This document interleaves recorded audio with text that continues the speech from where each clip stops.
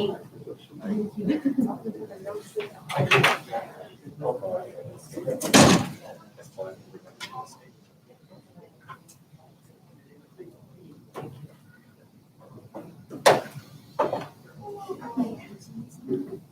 9876.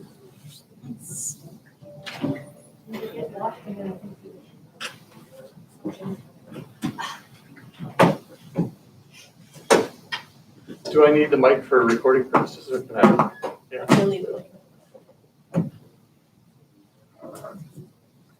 Good afternoon, everyone, and welcome to the regular council meeting for the afternoon of November the 9th. This meeting is being recorded live and is streaming on the District of Summerland YouTube channel at youtube.com, District of Summerland. All representations to council, written or verbal, will form part of the public record and be available to the public for viewing electronically or as a written record. Members of the public are encouraged to register their name and civic address in advance of the meeting for the public comment opportunity found under items 6 and 9 by emailing corporateofficer@summerland.ca. Those who have not registered in advance but wish to provide public comments may call the District of Summerland conference line at 1-877-385-4099 and enter participant access code 738-2948 during the live meeting. Corporate Officer, are there any late items? There are none. Thank you. So if I could ask for approval of the agenda. Thank you, Councillor Van Elfen and Councillor Holmes. All in favor? Thank you. And then the minutes of October the 26th, any errors or omissions there? Okay, could I have someone bring forward adoption? Thank you, Councillor Patton, Councillor Barkwell. All in favor? Thank you. And straight on to item 5, delegations. Is it just you today, Dan? Yes, Madam Yes, okay, thank you. Please go ahead. Thank you, Madam Mayor, Council, and staff. Thanks for the opportunity to come and speak with you today. First, let me put your minds at ease. I'm not asking you for anything. I'm just going to share some information that may be of interest to you. I'm taking my cues from Marty. If I get a little nervous, I'm just going to chill out. So I was part of the task force, the cultural task force that started in April of 2015 and submitted its report in October of 2016. I'm not by myself anymore. I think Welcome, Kellen. Yeah, this is Kellen. You might want to speak to that. So as part of that task force, we submitted our report, as I said, October of 2016. And it was pretty comprehensive. We all sat back and thought, proud and thought, well, watch this roll out, it'll be great. And then nothing really rolled out. And so I said to myself, well, if you want something to happen, you have to make it happen. So about 2 years ago, I started working with a coalition of arts and culture groups in town. You'll see the list of which soon. And the initial premise for that was to create a commons of ideas, look at emerging best practices, find out what skill sets were residing within which groups and how we could share and leverage them around. That took about a year and a half to get to the place where we're at now, whereby we have this arts and cultural calendar that I'm keen to share with you. We can do that now, actually, if you like, and then I'll just a few more comments after that and open to some questions. The actual calendar itself.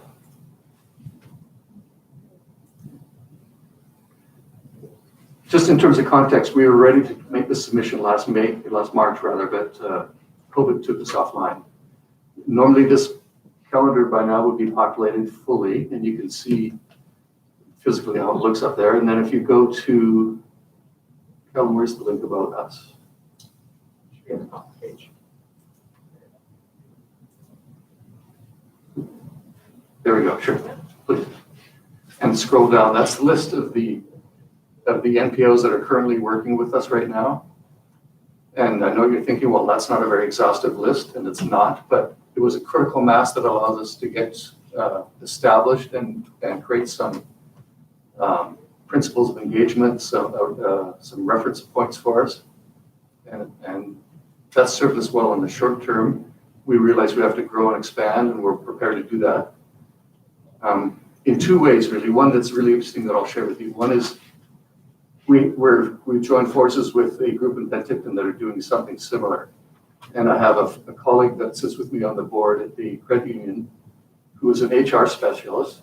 And she, along with a partner at Ullman Hugh in town, are working with us to create some overarching architecture around this organization, this coalition, that should be able to allow us to employ people, receive monies, and distribute monies through that coordinated group effort or coalition. So we have some fairly interesting, some might say grandiose plans, but they're useful and interesting plans. We think that growing this coalition, and actually the third bullet point coming out of the plan was establish an admin framework to support arts, heritage, and culture in the community. And that's really what this coalition is about. So we're quite aligned with the task force recommendations.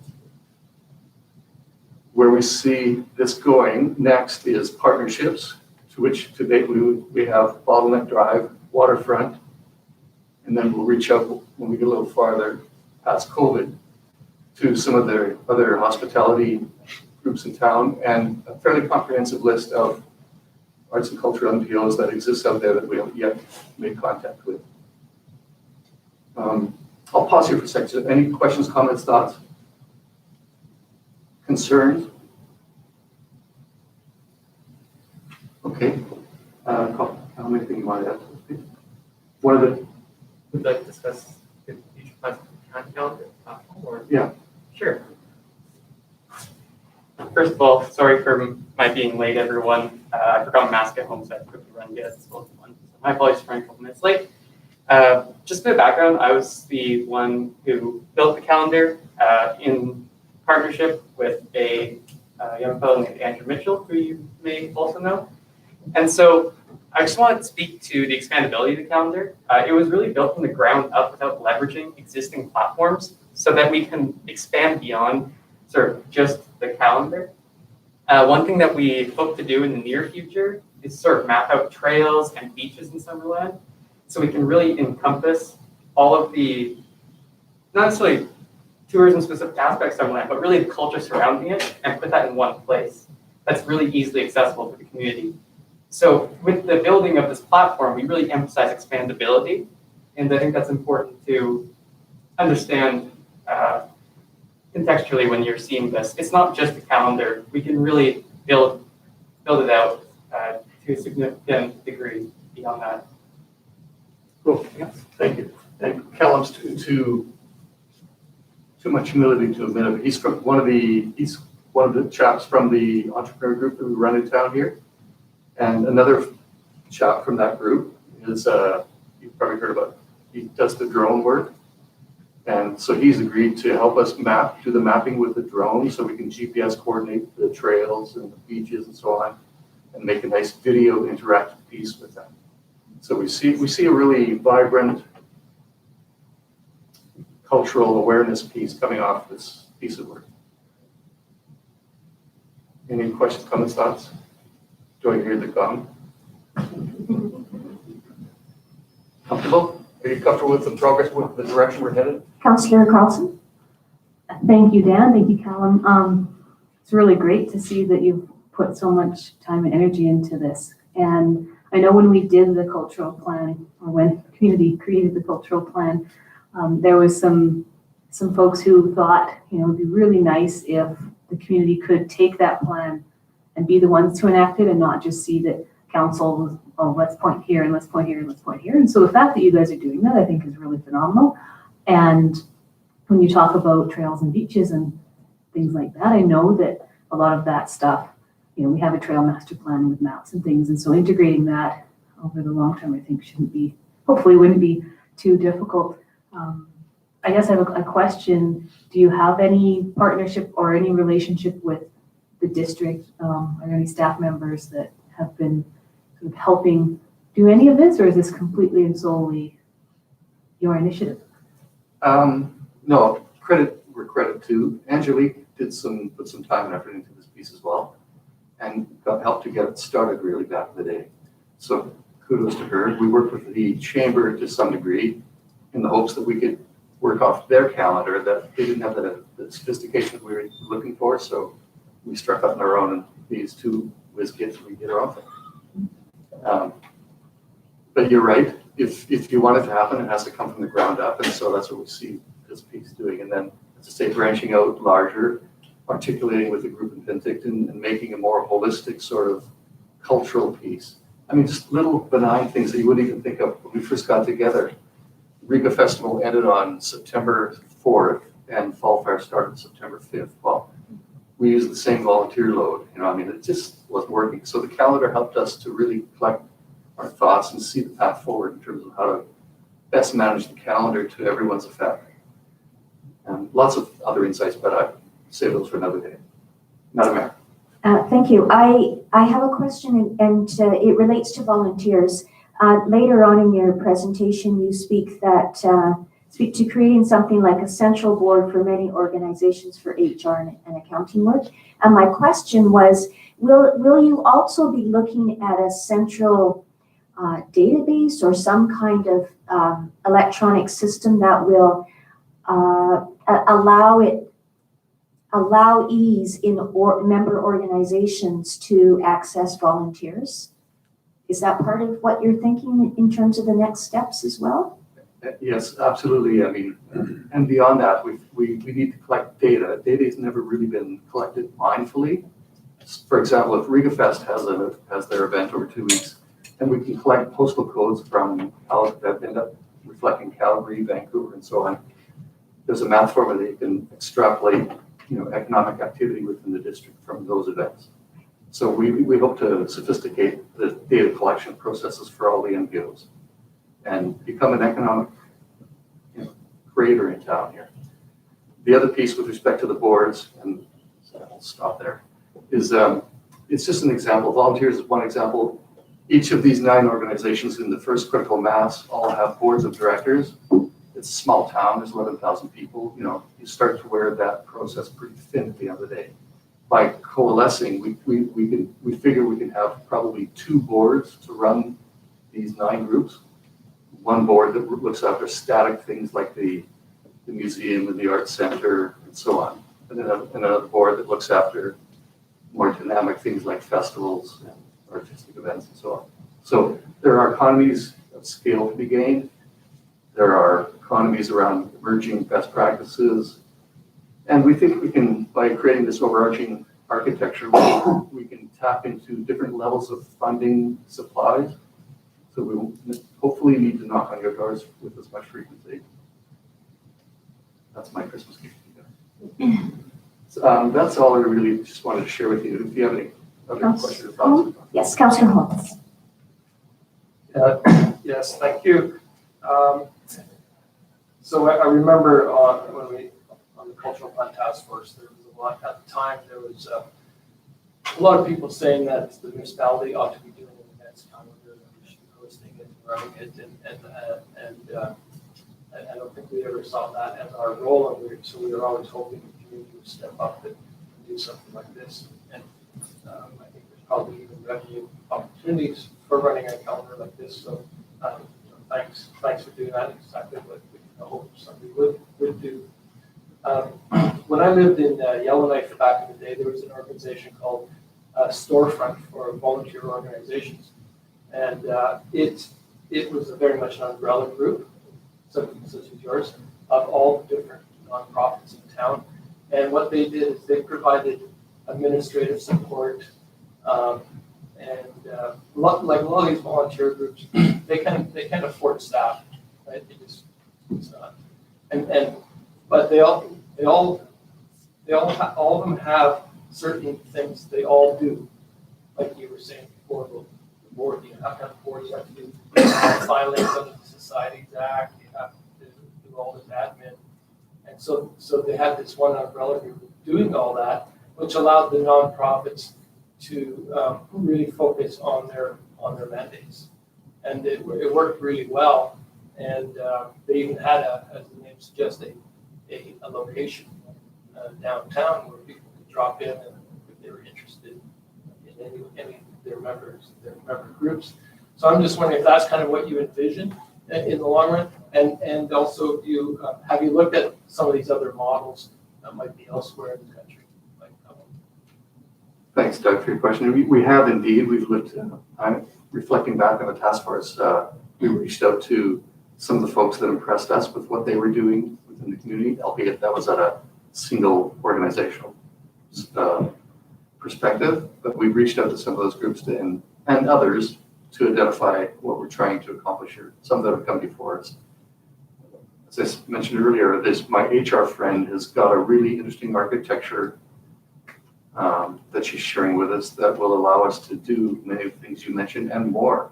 For example, one group within this current group of 9 has a brilliant digital marketer. Why does that person work 0.3 FTE for that group when they could work full-time for the whole group and probably get a benefit package out of that as well? That's what we're aiming to do, is make full-time hiring commitments to keep resources within the orchestra, within the infrastructure. And then just see where that goes. I mean, there's so much more efficiencies to be gained there. So it's early days. I'm coming to you to share this piece as it sits now. We're ambitious about where we're going next. And as I say, there's a group in Penticton. I think I'll probably be down there chatting with you in a couple of months. They're looking at doing the exact same thing. So there's an economy of scale there as well. And instead of just Summerland, it can be this part of the basin or however we define that. So my thanks to these guys, first of all, because that was funded by and created by the Entrepreneur Club of Summerland. So to your points earlier, absolutely, it's coming from the ground up. And it's not costing the district anything at this point. Any other, Councillor Patton? Thank you, Madam Mayor. I'd like to segue on Councillor Holmes. I think this is phenomenal where with the coalition, where if you have an art opening, it's on the calendar. You have a train robbery, it's on the calendar. You have live music at a winery, it's on the calendar.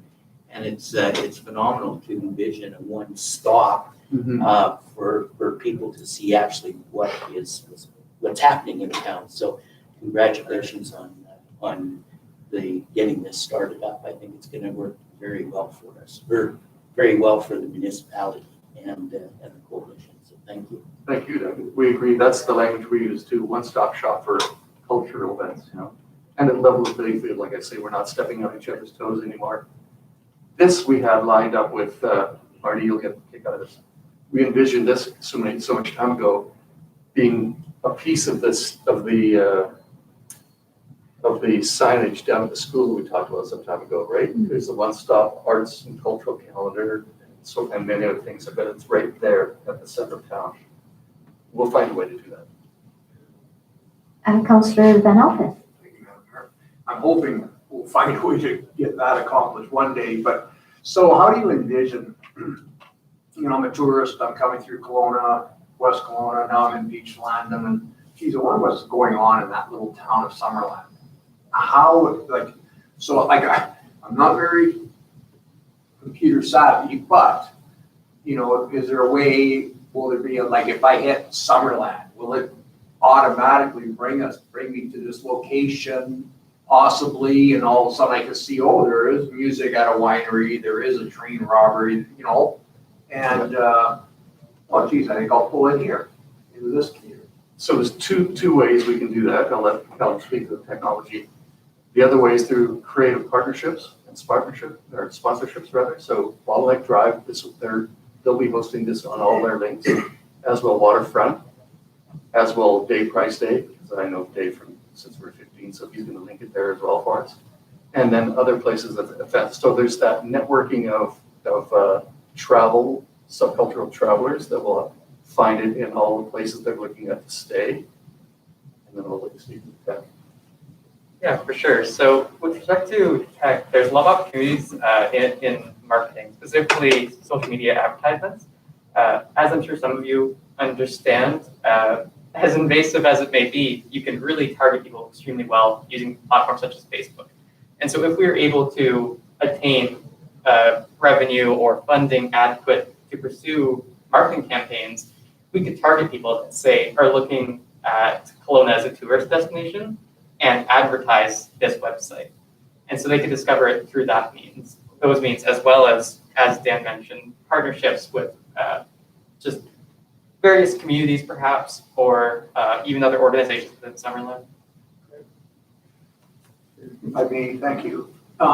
Just adding to this, like, I'm just thinking of, you know, and tell me if I'm way out left field here, because I probably am, but we live in such a large agricultural community, and we have such fabulous fruit stands and things like that. Like, yes, these are, you know, to me, those are destinations also, possibly for people to want to stop but, you know, is that can you envision that as part of this to some degree, or could they create a group that then would join your organization to be able to be on a calendar?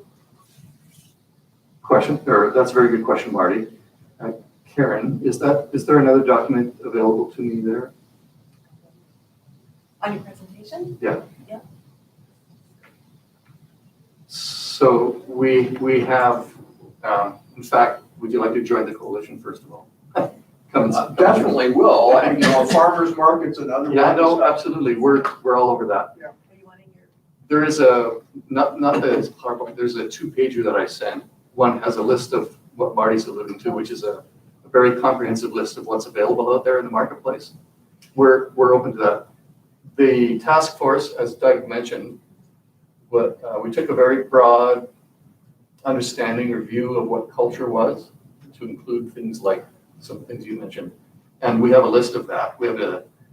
It's not there. It's a part of the agenda package, so it is attached Okay, to. so you have it. Yes. Great. So you'll see it's a very comprehensive list and it's our ambition to connect to those folks and invite them into the process. So the calendar may become quite busy at that point. The only one thing we would ask of you guys is that you would link our calendar site to your site. The chamber will do so, Bottleneck Drive, Waterfront, and so on. You know, it's a fairly benign thing to do, but the benefits are really there. So to paraphrase, yes, we're small right now, but it's our intention to, once we've got that critical mass well managed, reach out and start to grow. Thank you. Councillor Barco? Thank you, Madam Mayor. Thinking about this calendar, let's say I'm familiar with it and I have it bookmarked and I might look now and then to see what events there are. Will there be a functionality to click on an event and have it added? Because my light's in my phone. And if it's not in my phone, I probably won't make it to that event. Yeah, for sure. So as it is right now, the calendar has a link on it with each event to the location and time. And so most phones, when you click on a link that mentions time or location, it'll just automatically go to your calendar. And so that functionality is sort of built in by default, if you will. So if there are events that are at a physical location, then and the organizers have chosen to provide that location, you should be able to just click on the location and it'll allow you to create an event in your calendar. Thank you. You can't go wrong by having a bunch of smart. That's To make you look good, Dan. yeah. They shine for sure. I've asked. Yeah. I have a couple of questions if council. This is also another technical question. And it comes along nicely after what Councillor Barco just asked you. Are you going to be creating a Summerline Cultural Coalition app? So that's an interesting question.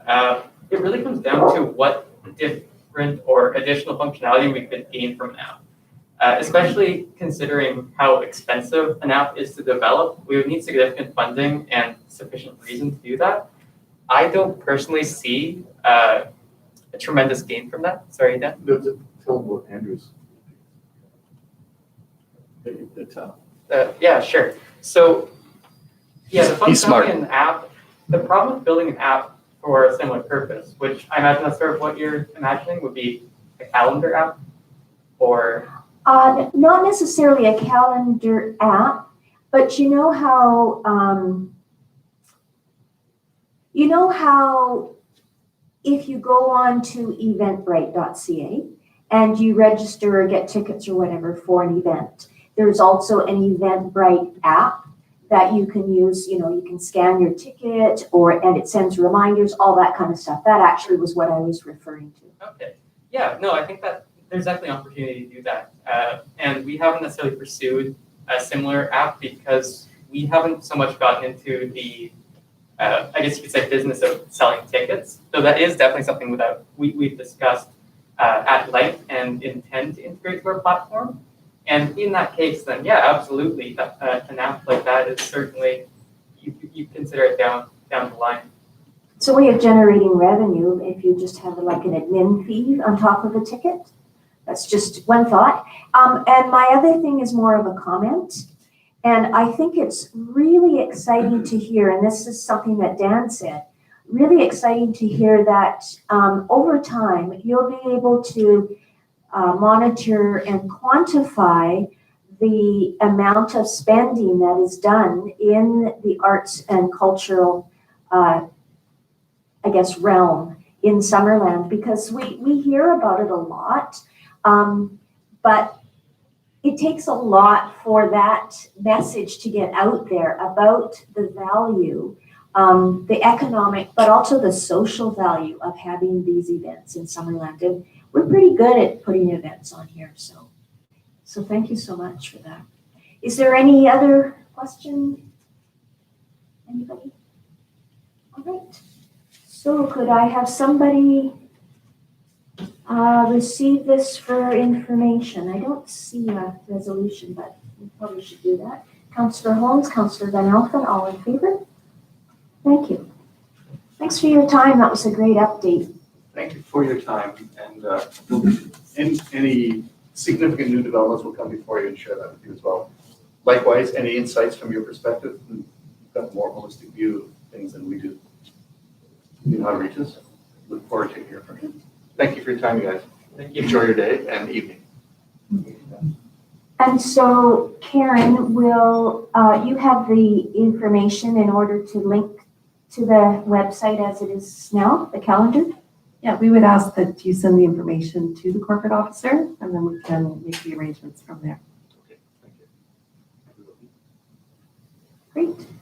Thanks. Thank you. Thank you. Sure.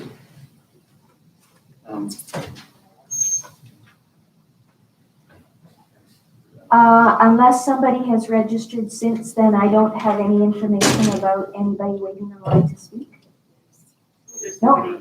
Okay, good. We'll go on to item 7, the first of our business items. 7.1, Ice and Talk Outlet Pipe Replacement Project Update. And we'll give a moment for the staff to get organized.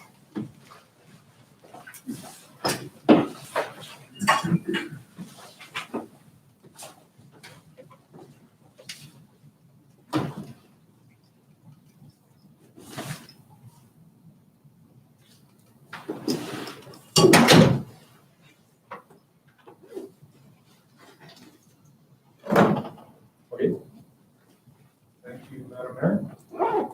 So today we're just here to give an update on the Eisentalk Dam low-level outlet pipe replacement project, which includes the widening of the spillway and feasibility and I guess a community need to raise the dam. Back in 2018, council directed staff to proceed with a detailed design with considerations to raising it. Design assignment was awarded to KWL in 2019, and with options that they'll discuss further in their presentation. So moving forward, currently we're looking at replacement of the low-level outlet in 2021. The design is currently complete. We will during the time or during the excavation of that project, the intent is to retrieve additional soil information in order to help make determinations of the feasibility of the raise of the dam. 2021-22 The idea is to design the spillway upgrade and then construct that project in 2022. And then beyond that, 2023, if feasible, we may look to design the raise of the dam and then plan to construct it sometime in the future, sometime when the funds are available through grant or other, or perhaps such time as there's a greater need for that additional water volume. So we've got a few presenters here today. Got Claude Brasco from Agro Consulting, and Dwayne Meredith and Peter Farron from Irwin Vidal.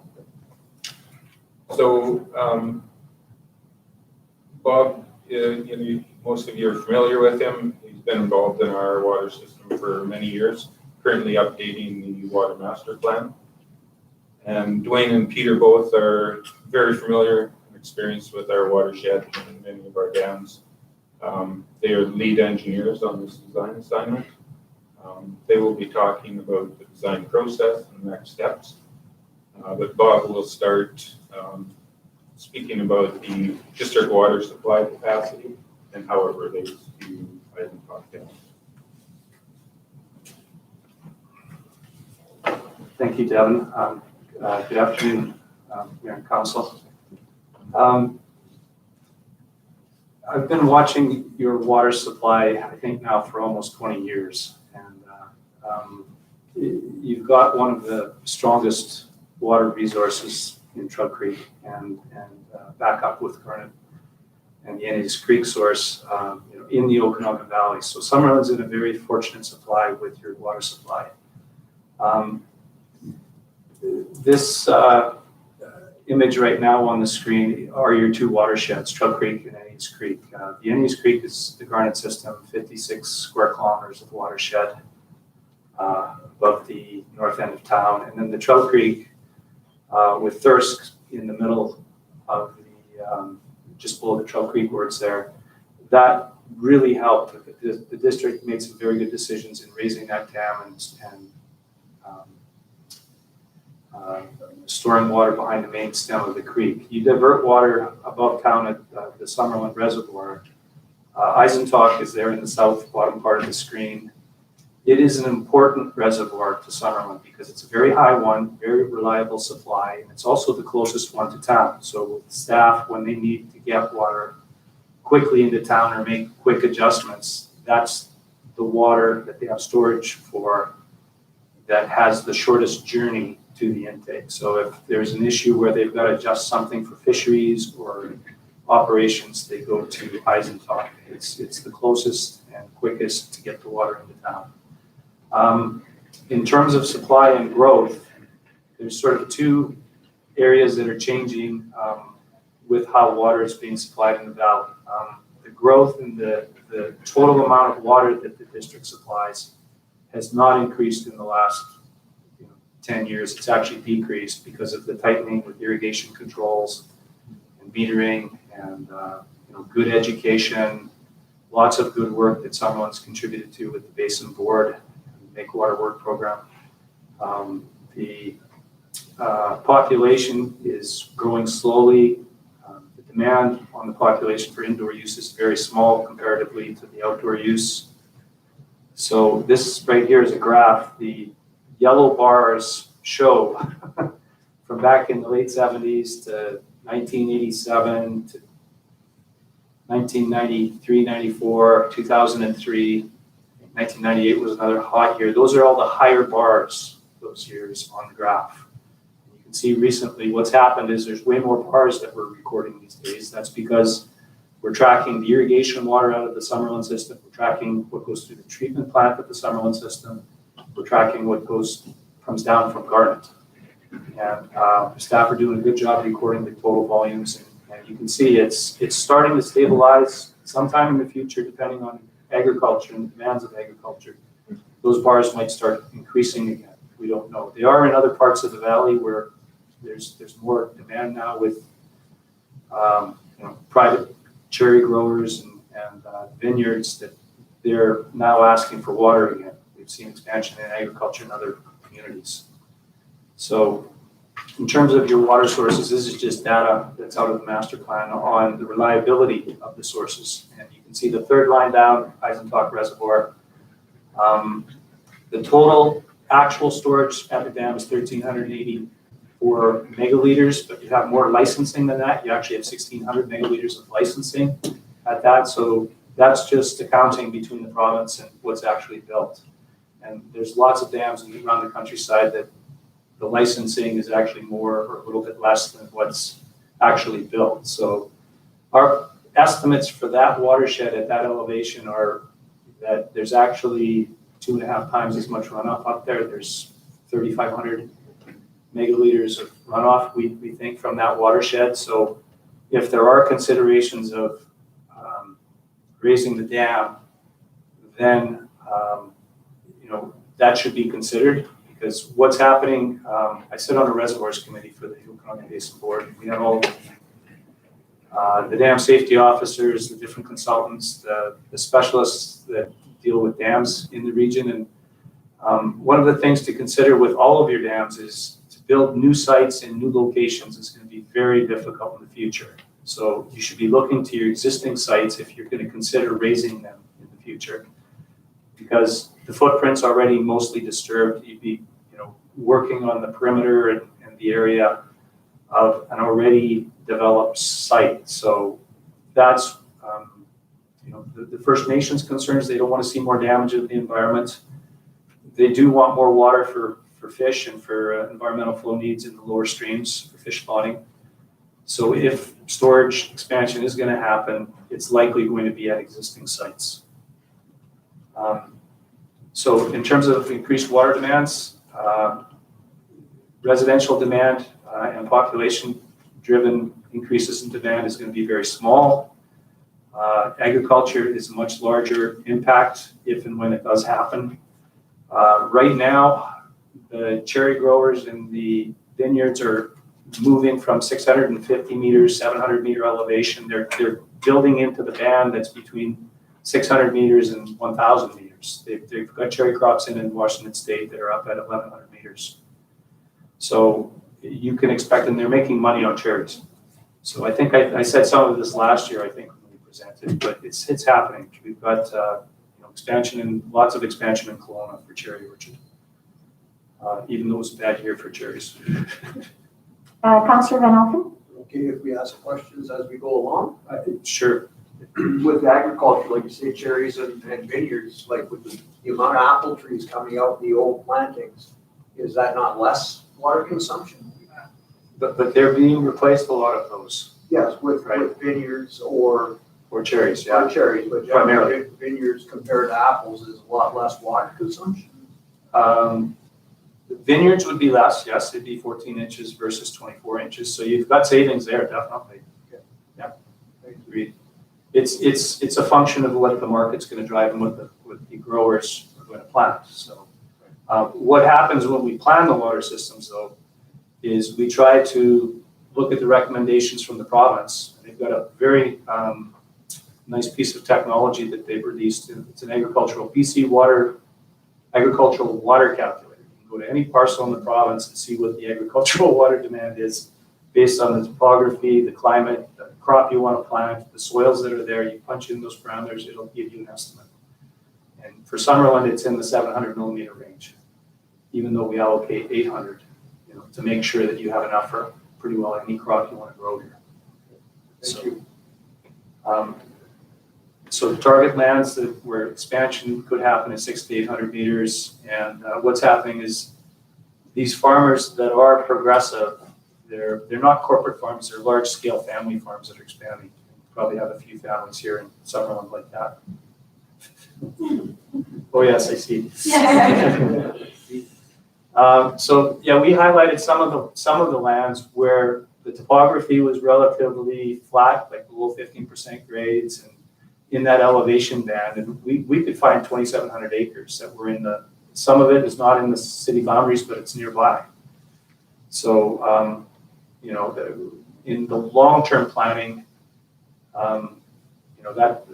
that's what we're looking at in terms of setting aside storage in the future and making sure that you're positioned well to, not have. I think one of the things you have to think about with Summerland too is to make sure you have control of the water, meaning not having all sorts of water suppliers and competing interests on the streams. Because if you've got more people trying to build storage and sending water into your streams, it creates a lot of confusion. And if you're the supplier for this watershed, you're in a good, strong position to actually service everything properly, look after it properly. So why Eisentalk in terms of raising it is it's the high elevation, the yield is strong, and you could stage the expansion and the works on Eisentalk. I think I already talked about the points on the slide. Bob, just one question Sure. from Councillor Holmes. Thank you. This might be something more for Devin, but servicing land that's outside the municipal boundaries, is there anything that we do now? Do we service any land outside the municipal We boundaries? don't currently, there's been a couple properties that have come into the district boundary. But yeah, potentially there could be some that are looking for that, for water that are outside the boundaries. And do we have any sort of policy of that they would have to come within the municipal boundaries, or do we have any policy of supplying water outside our municipal boundaries? Right, and so that was sort of the intent in the past was to ensure that they came within municipal boundaries to receive servicing of whether it was water, electricity, but that's not something that we have written in place. So I would see that coming forward probably quite a bit in the future. Thanks. Okay, carrying on here, thank you. One of the things with the supply too that we considered, and it's addressed in the master plan that's coming, is whether to expand reservoir storage or should you actually be, you've got licensing on Okanagan Lake, and should you be developing that source? And what's happened in the last 3 years is there's this cycle now, it seems like, of early spring flooding, and then we go through a very dry season of a month and a half or 2 months where everything goes tinder dry, and then we have forest fires. And if that were to happen to a greater extent in Trout Creek, then there isn't enough water well, put it this way, you'd be very challenged as a utility with just Garnet and trying to make enough clean water for the domestic and have enough water for the agriculture. There would be losses to the agricultural community huge if you were to lose the whole bigger part of Trout Creek watershed. So the resiliency and the adaptation that we all talk about with the global warming issues, having more water sources that have significant capacity is something that we're recommending for Summerland. So the lake source actually in developing it would also take a lot of demand off the water treatment plant, and you would save costs that way as well. So on this graph, this is the Trout Creek delta, I guess you would call it. And the little yellow line that's off the point is the location we had identified at Powell Beach for the intake. It goes down to 35-meter depth. And then the idea is that the whole lower bench could be supplied with raw water or, just disinfected water, not filtered, but treated in a very cost-effective manner and then fed to that whole lower bench. If you take that demand off the treatment plant, that would reduce your treatment plant flows from 65 megaliters a day down to probably in the range of 55 to 50. So you'd have an operating cost long-term that's a lot cheaper to pump it to one zone than it is to treat. So there are benefits in going this direction. So, in terms of recommendations that are coming from the master plan are that you do have enough water and you've got it in good places. It's a cost-effective system right now, but one of the things that we think that is useful to do, and this is one of those things that do you invest money in a lake intake or do you invest it in raising the dam?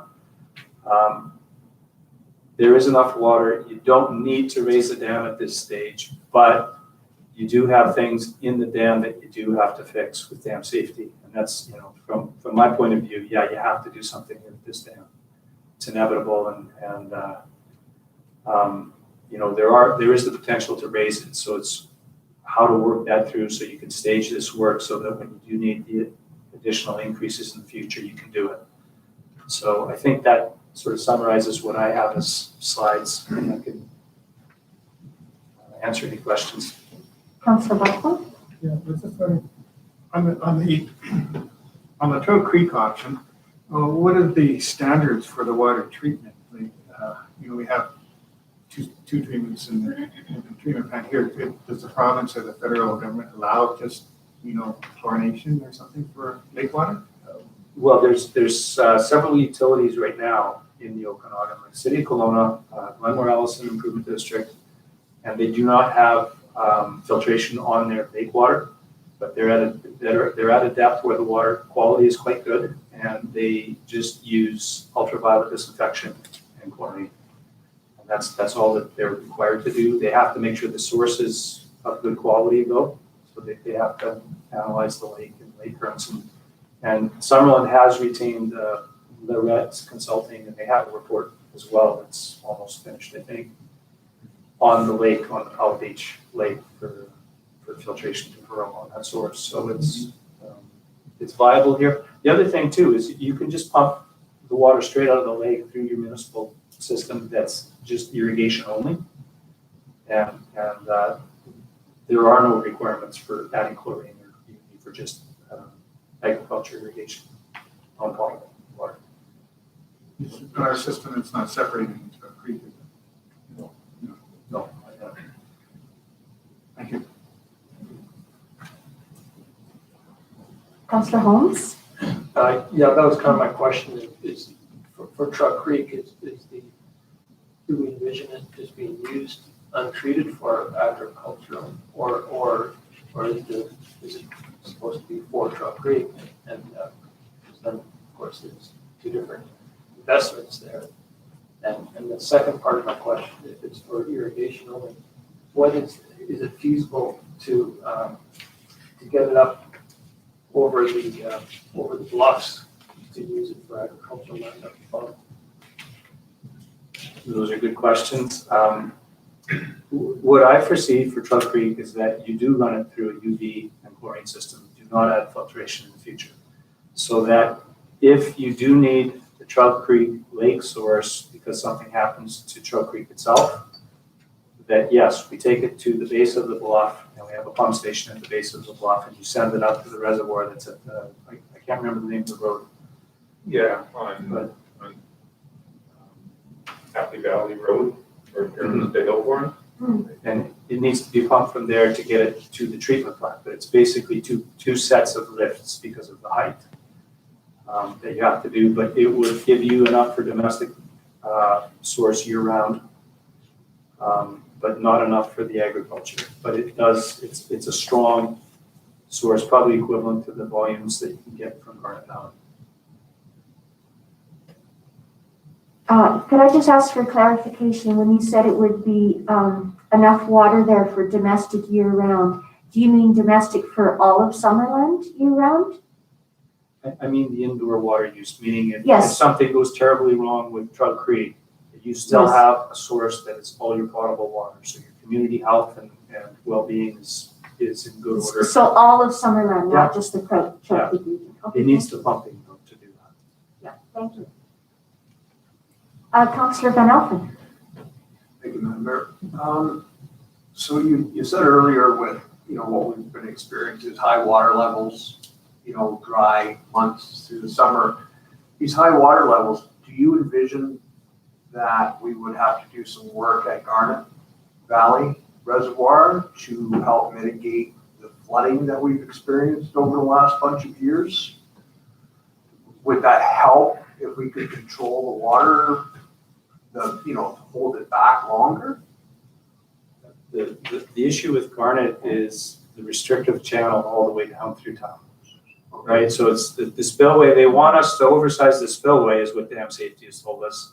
that's great, we can oversize it. We still have this restriction going all the way through town that, is more of a concern than that. So I think Sean has been operating the dam at reduced levels every year, so he's pre-releasing to just balance the creek. And it's working so far, so. So ultimately, we should be looking at a complete dredge program to clean out that creek to receive more volume at certain times? It's bigger than that actually, because you run it down behind the A&W, it's between houses, Yeah, right? yeah, It's yeah. that kind of restriction that you have. So it's an operating parameter, and then, if you get that major 1 in a 200 year or 1 in 500 year storm, and the reservoir's already starting full, like Okanagan Lake did in 2017, then you're evacuating houses back from the channel. So the secret is to keep it at lower elevations and have less use out of the dam. Thank you.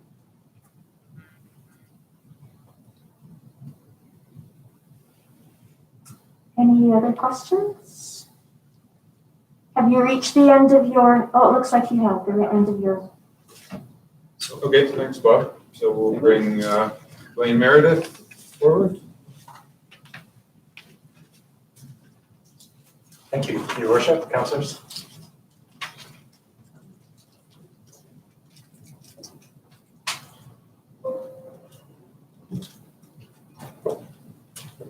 So now we're going to dive right into the Eisentalk Dam low-level outlet replacement. I think we first brought this presentation to your attention almost just over a year ago, and on today's agenda, we'll go through a little bit of the introduction and the background, just to have it in mind.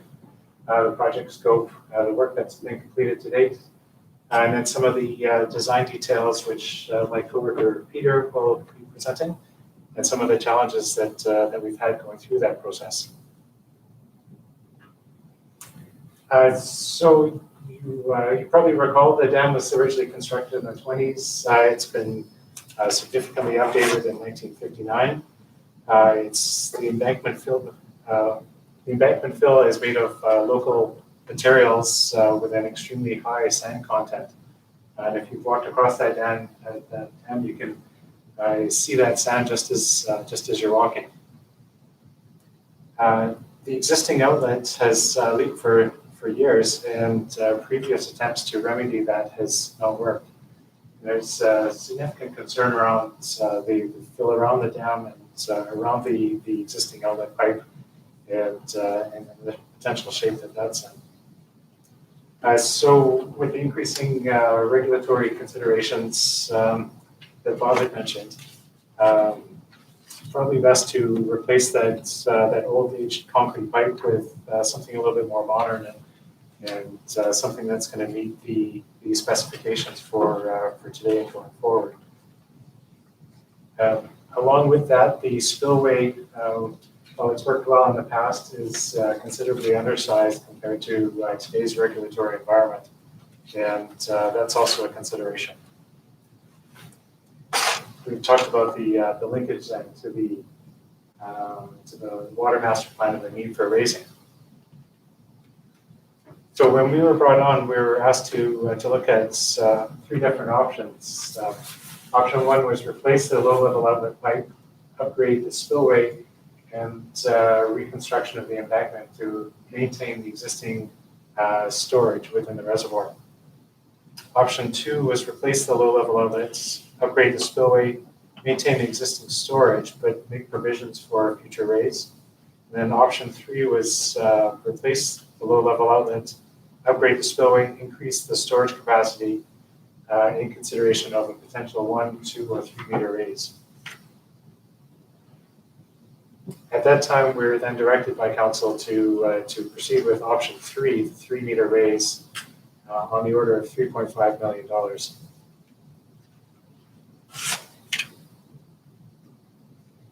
So we jump ahead now as we've gone through the detailed design with the drawings for the outlet replacement. We've tightened those costs down to a cost opinion, and we've also prepared a master municipal documents tender package. So there's contract documents, specifications, other specific conditions, and then a drawing set that take along with that. I'll pass it over to Peter to explain some of the specifics on the design. Good afternoon and thank you. This is a pretty unique project. In the old days, they used a lot of concrete pipe for low-level outlets. We proposed using high-density polyethylene in this case because they're seamless, there's no joints. And part of the problem with the existing pipe is the joints were separating and causing some of that leakage. So this should eliminate that problem in the future. The pipe is also flexible, which is nice when you're piling lots of dirt on top, 9.5 meters in this case. So there is some give to the pipe, and it won't crack like concrete would, or steel might deflect and crack also. One of the unique things we're employing in this is a breather pipe, it's called. And I don't know if you've heard of the term gulping in a pipe, but when you start filling a pipe full of water and it doesn't have connection to atmosphere, it can start to gulp, and then it'll start to thump. It really can destroy structures really fast. So we've employed that breather pipe in this structure. We've also installed a conduit for future water instrumentation. One of the things we've talked to Devin about over the years is an early warning system that dam safety would like to see. And this would be a level sensor that would tell you when your reservoir is either too high, too low, something odd is happening to it, and then staff can get up and do what they have to do. We have prepared the IFT drawing set. So that at this point is just the replacement of the low-level outlet and 2 new structures, an inlet structure and an outlet structure. But once the trench is open, we're proposing further geotechnical investigation to check out the foundation. And this foundation investigation will direct us then whether the raise is possible. And at this point, we think we can do the raise, but the geotech engineers have raised enough concerns about the strength of the foundation to take that additional fill. So once that trench is open, and you can see that on the drawing there, where it's going to be a benched trench down through there. We'll get the drilling equipment in there and we'll investigate the foundation.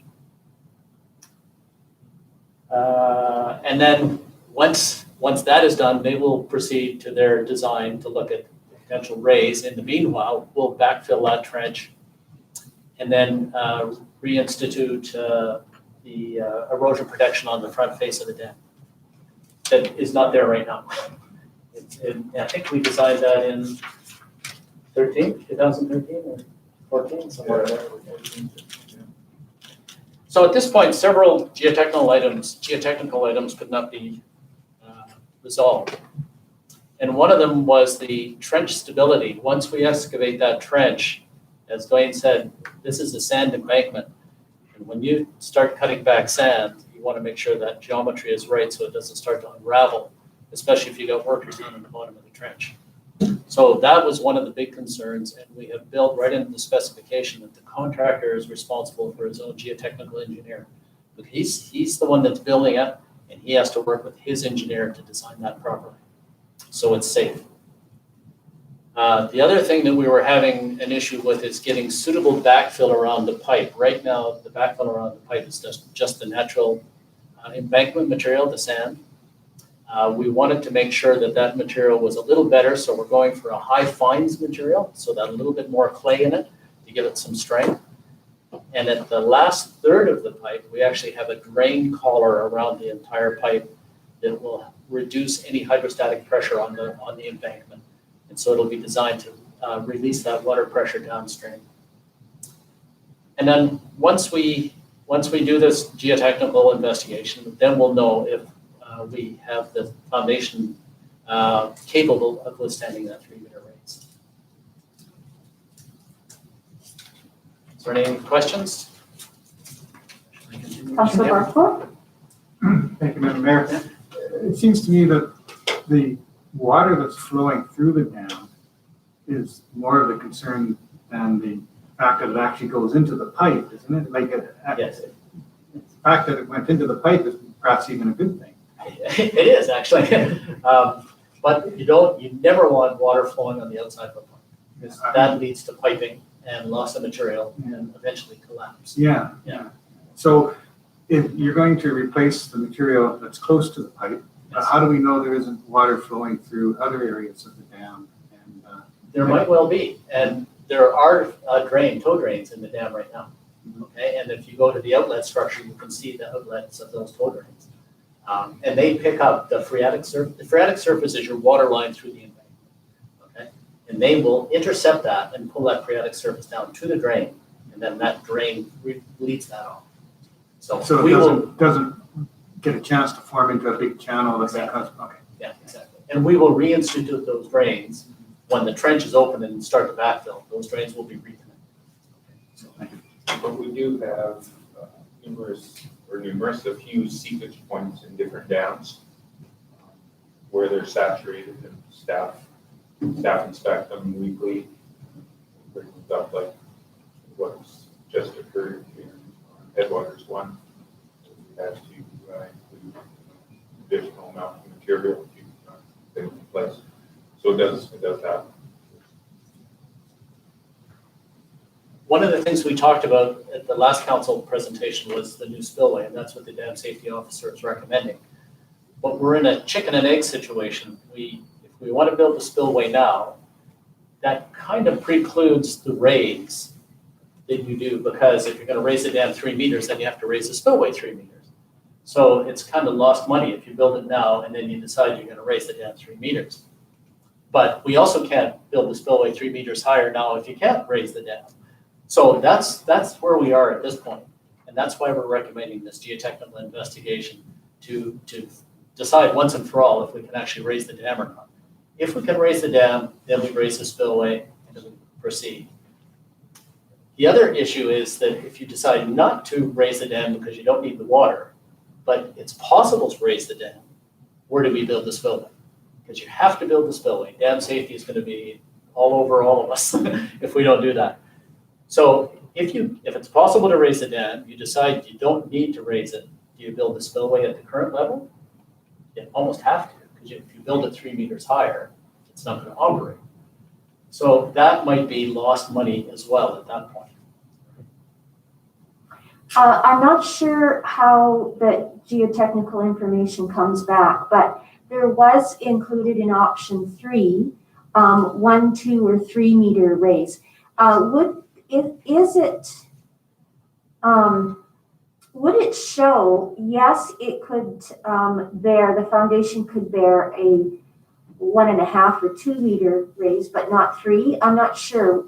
Is that kind of information what would come out of the extra geotechnical work? Yes, we would go through that analysis, or the geotechnical engineer would go through that analysis, and we do a bit of a sensitivity analysis.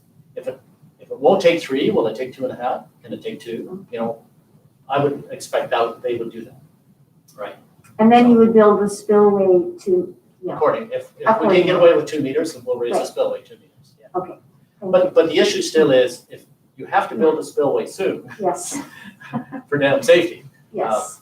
where do you build it? So we've kind of put them off, saying, let's wait and get this done, let's get the geotech done, and then we can make that decision. If it's not possible to raise the dam, it's an easy decision. And, you build the spillway where it is right now to that level. If it's possible to raise the dam, then you have another decision. Councillor Barco? Last time you presented, you spoke about how it might be kind of expensive to expand the spillway because you've got to widen it there and everything. Yeah. Is that still cheaper than, say, building a concrete spillway over the existing dam? We believe so, because the existing dam is sand, and it's not the greatest foundation. Okay, and the concern would be erosion under the structure, right? Where you have the spillway now is almost ideal because it's away from that sand embankment. There's a lot of earthwork to be done there. I don't know if you've been out there, but it's about a 4 meter wide base. We need to make that at least 8 and perhaps 11 meters wide if we go to the raise. Okay, so that's a big cut through there. Maybe it could be used to raise the dam. There's no shortage of sand material out there. Yeah. Councillor Carlson? Thank you. My question, it might be for Mr. Harasco, but perhaps you know the answer. A refresher, is Eisentalk, we're talking about doing this on Eisentalk, not just because we need to reduce the spillway, but also because it would be the best bang for our buck in order to raise a dam and have more capacity. There's no other dams that we have coming at us in the next couple of years that would be easier to raise, perhaps. Well, the one issue is you have to fix the pipe anyway. Okay, that's a given. Raising the dam is really back to water. Because I know we chose Eisentalk because we're doing this, but I just wonder is, Garnet or something, and there's other dams, would that have been another There's a option? long list of possible dams for Summerland. We have a huge watershed, so there isn't anything in the top 20 projects that is a dam expansion project, because you have enough with thirst expansion. So it's the next dam expansion as well. It's out there. So if this comes back and we shouldn't raise it because of the foundation, I understand it's not an issue right now, but there's potential down the line at potentially at a different dam. Yes, there built are back. other sites. Yes. Particularly those that will fill more likely than others, or ideal candidates. The one other thing that we should mention is if the raise is possible and we go ahead with it, one of the things I was concerned about is we're gonna put new riprap on the front face. And in normal construction procedures, you raise a dam from the front. That's just the common practice. But that would mean losing all the riprap you've put in there already and double handling and all that stuff. So we went back to the geotech and said, okay, what are our options? Can we raise it from the backside?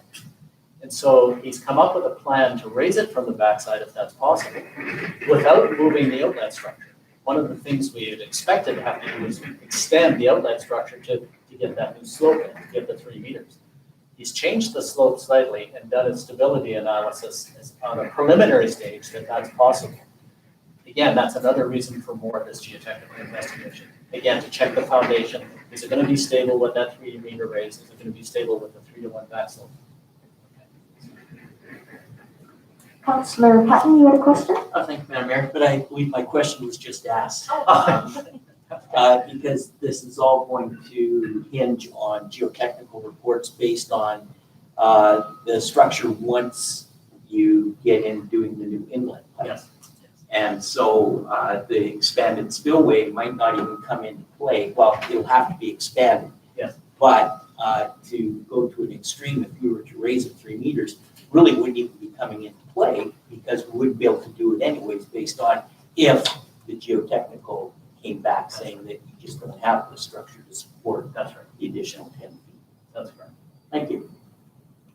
Councillor Barco? Last time we talked about this, we also spoke about there's going to be a LiDAR survey done to get detail on the elevations and the possibility where we might have to build a weir at the back, which would be, of course, more cost. Yep. Do we have that information now? Yes, and it's done, and we do need a weir at the back. How high would that be?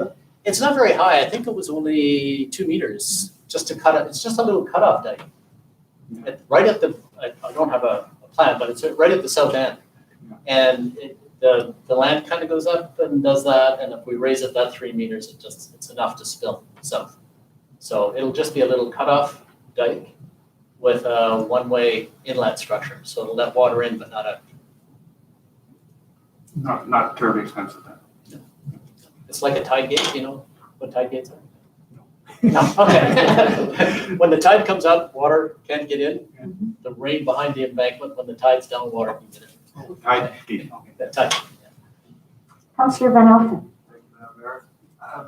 So my biggest concern, if we went forward with this and the geotech all played out the way we want it to, and I know we have to repair the pipe regardless, and then we go with the increase of capacity, the height. You know, my issue is, like, we could have a bunch of drought years in the future. Yeah.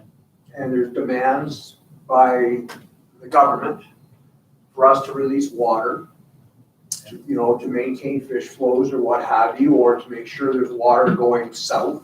Mhm. But it's the residents of Summerland at this point in time that are looking at the $3 point something million. Right. So my only, I guess it's more of a comment than anything. That's why I think the government, grants and things like that are, I think applicable in this situation because it shouldn't be all borne by the residents of Summerland. If they keep changing the rules, they should pay for it. Exactly. Thank you. Yeah, just to clarify, you said if they want water to go south, that means back out the top end, right? Well, I mean, down Trout Creek. So that would be a matter then of just changing the structure. Okay, so you could release water that way if you had that 3-meter raise. Okay, thank you. There's a couple more slides. Okay. Let's see. So we prepared an invitation tender package with a Class A cost estimate. That's a 15% contingency on that. And I don't think I need to say this, but this is for council and staff only. We didn't prepare this to be shared. But I think it's going to be shared, right? It's on camera. I don't have to show the slide. It's up to you guys. Well, I think when it's in council agenda, is it not already public? It is. It is? Okay, okay. That's good ammunition for a bidder. That's all. So here's what we've come up with for Class A estimate. For construction, it's $1.5 million. For engineering, which includes the additional geotechnical work, once the trench is open, is $260,000. And environmental, which is predominantly a fish salvage operation, because you have to lower the reservoir and you're not allowed to leave the fish trapped in the reservoir, for a total of $1.8 million. Okay. Any more questions? Be pleased to answer. Sorry, just so council's aware, there's $2 million in the 2021 budget proposed for this work. Okay. Just Councillor Holmes and then Councillor Bartle. So this cost opinion is just for replacing the pipe, it's not for raising at all. It's just Correct. current level. Is that correct? Yeah, that's correct. The raise was the $3.5 million. And the spillway. And the spillway, sorry. So, okay, that sort of was my question as well. And then I'm thinking, okay, at some point, then we get another estimate for the rest of the work once we know better what. Yes. And it'll be somewhere in the ballpark of $1.5 million, maybe we can figure. That's what we're hoping, yes. Yeah. Yeah, once the geotech gets that information and does a stability and seepage analysis, then we can fine tune that. And we make a decision. Exactly. All right, thanks. That's the decision point actually for this, all of this, is the results of the geotech. Councillor Holmes. But then just following on to that and to Councillor Van Elfen's point, I think this gives us some sort of ammunition, if you will, to be able to go to the province and say, okay, well, we have to spend 1.8 million. But in order, if you want us to be able to provide some security for further down the valley and fish and everything like that, we could help. We could do this, and you could. I think that's a good argument to make to the province for potential funding for the rest of the program. And I did speak to Rod McLean in Victoria at Dam Safety last week, and he did suggest that they have been talking to both federal and province about the potential for funding for some of these types of projects. He doesn't know exactly when it'll come out. It sounds like fairly soon, and it may come directly through Glenroe. So we're waiting on more info on that. Okay, Thank you. thank you very much. So council, could I have someone bring this forward, oops, I'm on the agenda, for information? Councillor Patton and Councillor Bartle. All in favor? Great.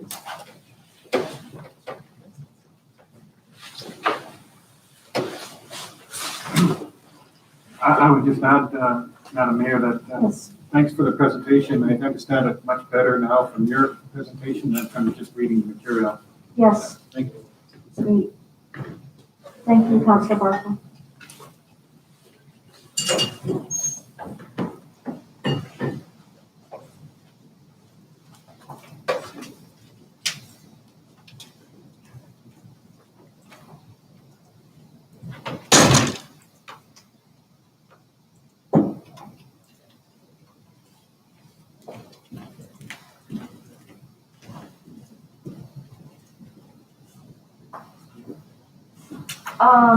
The Dale Meadows irrigation upgrades, are you doing that, Anthony, or is, I'll go and see if Chris is. yeah, I saw him out there earlier.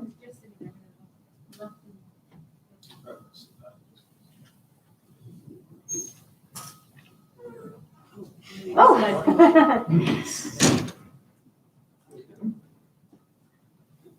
Where you want me here?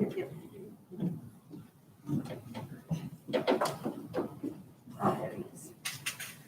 Afternoon. I'm just here to for some funds for the irrigation upgrades at Bill Meadows ball field. For the report, the system is aging and we see more and more failures. It's getting hard to get a hold of parts. So hoping that you guys will let us start the work pretty soon here. Approve some additional funds, which unfortunately were never increased since it was originally introduced. So you're looking at increasing to 72,000 from 50? That's correct. That equates to about 7.5% inflation from the moment it was introduced. Still when Brenda Ingram was the manager at the time. So council, having had the chance to read the agenda, are there any questions coming out of that for Martin? Councillor Van Elfen. Thank you. So is this a project we're gonna be doing, or we'll subcontract this out? It will be contracted out, yes.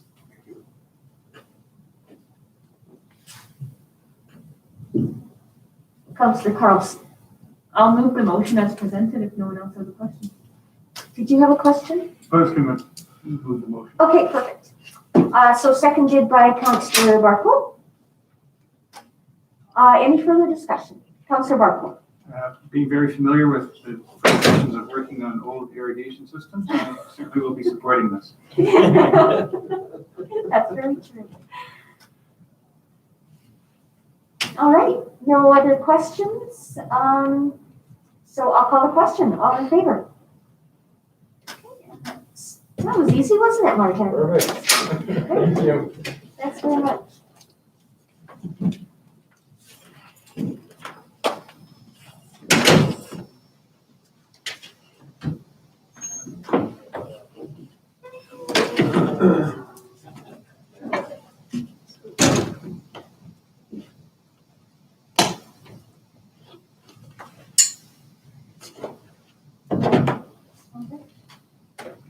Okay, on to 7.3, Development Services, Subdivision Approving Officer.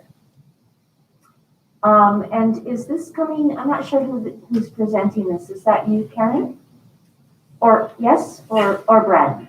I think it will be the Director of Development Services. Okay, thank you.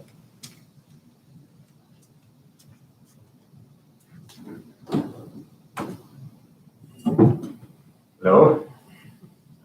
So the report is pretty self-explanatory. We've got some personnel changes that have happened recently in the Development Services Department. One being me in this role, and also Anthony Dunn moving on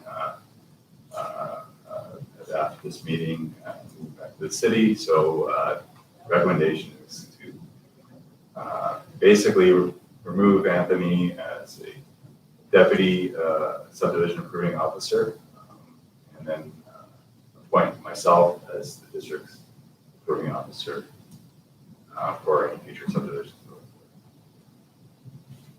All right. Councillor Barkwood? Will you have a deputy then? Not right now, but that's something we can identify perhaps moving forward with the new CEO perhaps in that role. Something that I can probably discuss at a later date with Karen, or who would be best fit for deputy. Okay, Councillor Traigan? I was going to bring this forward unless anyone else had any questions. Okay, thank you. Okay, I'll bring it forward as presented. And Councillor Van Alphen is seconding. Any further discussion? All in favor? Thank you. Item 7.4. Thank you, Brad. I'll just give you time to play musical chairs here.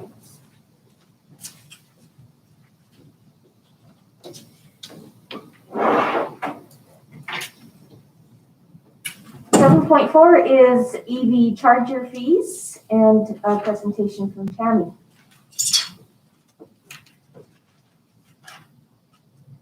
Good afternoon, Mayor, Council, nice to see you all. The District of Summerland has owned and operated 3 level 2 electric vehicle charging stations since 2013. Now, level 2s are what we call slow chargers. They typically take 2 to 3 hours to fully recharge a vehicle. That can be more or less depending on the type of vehicle and, of course, how charged the battery is when the driver pulls up to charge. As you know, the District of Summerland has been awarded funding from the federal and provincial governments to expand our EV charging network by creating several charging hubs throughout the community at locations as per Council's decision in September of 2019. Specifically, we'll be adding 16 additional level 2 stations and 6 level 3 or fast charging stations. Fast charging stations typically take about 20 to 30 minutes for a full charge. As the first location or hub at Memorial Park will become operational this month, and as staff are preparing our detailed 2021 budgets and the corresponding updates to the fees and charges bylaw, staff are seeking Council's direction as it relates to fees at these stations. Following today's discussion, staff will utilize the direction of Council to draft changes to the fees and charges bylaw for your consideration as part of the annual update of that bylaw that becomes effective January 1st. In your packages, options for each type of station, both level 2 and 3, are presented for your consideration. I'll quickly summarize the information presented and the options for both, and then take questions and turn the discussion over to you. For the level 2s, 3 options have been presented. For option 1, this is a no fee at any time option. This is the current state and the most common practice across BC. However, it offers no direct revenue opportunity for the district. Option 2 is where the station is free for a set amount of time and then a fee is introduced thereafter. This is becoming a more common approach and is often used in urban areas where there's a high parking demand in order to incentivize drivers to keep moving along. This option does offer some revenue opportunities for the district. Option 3 is to introduce a fee at all times. This is currently the least common approach. However, we are starting to see more and more communities take this approach, including the City of Penticton, which introduced a fee at all time for their stations just last week. This option obviously offers the highest revenue potential for the district, but it may also mean that we see a drop in users as drivers forego stopping in our community and choose to move on to nearby stations that remain free. For the level 3s, 2 options have been presented. Option 1 again is a no fee at any time and again has no revenue potential for the district. This is a relatively uncommon approach, but it is in place at several of what we would call our competitor stations, meaning level 3 stations within 100 kilometers of Summerland. Option 2 is to introduce a fee at all times. The vast majority of level 3 stations in the province use this model, and it offers the best revenue potential for the district. For any option where council wishes to set a fee, staff are recommending wording the bylaw as an up to that dollar amount so that it can be adjusted throughout the year at council's direction as trends change and as data becomes more readily available as our new locations come online. This structure also allows council to set differential rates between locations or seasonally. For example, deciding to set lower fees at locations in town than along the highway, or reducing fees during the holiday shopping season. If council agrees with this approach, staff will bring back an accompanying policy outlining the strategic outcomes and guiding principles of this approach for council's consideration. This policy will provide the framework for council to consider both the direct monetary benefits of the stations, as well as the more difficult to quantify strategic benefits of increasing traffic to commercial areas, reducing greenhouse gas emissions in our community, and attracting visitors and new residents and businesses to the community by continuing to showcase Summerland as a forward-thinking community in balance with technology and the natural environment. Further, if council wishes to set fees and/or time limits for free charging, staff are seeking specific direction on these figures. Recommendations of up to $2 an hour, either at all times or after an initial 3-hour free period for the level 2s, and up to $18 an hour at the level 3s have been included in your package and were used for the financial analysis component of the report. More details on the estimated usage under each scenario and the corresponding expected net revenues are included in your package. I'll also note that staff will be closely monitoring the station's use and will report back any major deviations from the assumptions that we've made to council for your consideration and direction. That concludes my summary, and I'm pleased to answer any questions. Thank you. Questions, Councillor Bradford? Well, I wasn't really waving my hand, Oh. but I kind of do have one Okay. for me. Just, I guess my question is more about the, not the amounts, but this sort of up to concept on fees. We don't have anything else like that, do we? Like, we don't have water rates that are 40 cents a cubic, or up to 40 cents a cubic meter, or electrical rates that are up to $20 a month. Is this really the way that we should be doing something? And doesn't the rate have to be set by bylaw? Through you, Madam Mayor, I will let Tammy respond because we did have this discussion and we did note that there will need to be some other document, policy document from council that would further explain kind of what that might look like if council wants to do that. Otherwise, we would set just a strict fee. And Tammy, I'll just let you. Sure, thanks through the chair. So the Director of Finance, who I wish was here, and I also had this discussion, and I'm getting a message from him now, which I won't. So he's clearly watching. Thanks, Dave. So we did talk about this. He'd like me to tell you, water rates kick in at a higher rate once the threshold is met. That's his message. So from my perspective and from the discussion that we've had, the rationale behind this is we can absolutely set a strict fee. However, there's less flexibility there. And especially because as the stations are rolling out and we're sort of getting to know how people will be using them, the workload that would create, especially for corporate services in terms of having to come back and do 3 readings of the bylaw each time we want to change it, we felt at least for the initial rollout period, this might provide us with some flexibility to try new things. And then perhaps council would like to set a strict fee in the future without the up to. If I may, Madam Mayor, Yes. just to respond. One of the things we talked about is that if council has a certain objective they want to meet with these funds or with the collection of these, that's where the policy would come in. So if council is wanting to recoup 10% or a certain amount, then the flexibility that Tammy's talking about would allow that policy to move based on council's desire to reach a certain amount of revenue. So that's where corporate services would see the ability of putting in a fee that's not definitive. If council doesn't have that information yet, then the bylaw with the fee definitely is recommended, and it's not a problem to do, and certainly not a problem to change those fees over the year. Great, thank you. Councillor Barkle, did you have a follow-up to your first question? I might, I'll just let, I'm sure there's other questions. Okay, so Councillor Carlson is next, and then Councillor Holmes, and then Councillor Patten. Thank you for that information, and I think it's interesting that this came up and it's put on the agenda so quickly based on one person in the community wanting to talk about this. I that happen for everybody in our community. We have really busy agenda items, just a comment to staff. So my first question is, has there been consideration given to charging an overnight fee? I have a friend who used an electric car, came to Summerland, and it was going to take 7 hours or 8 hours to charge the car, and so it had to basically be plugged in overnight. Just wondering if that is something that has been talked about. And the other one is that I know Petrocan, they have their whole nationwide charging stations and they charge per minute, and so I'm wondering if that was a conversation as well and why that wouldn't be a recommendation.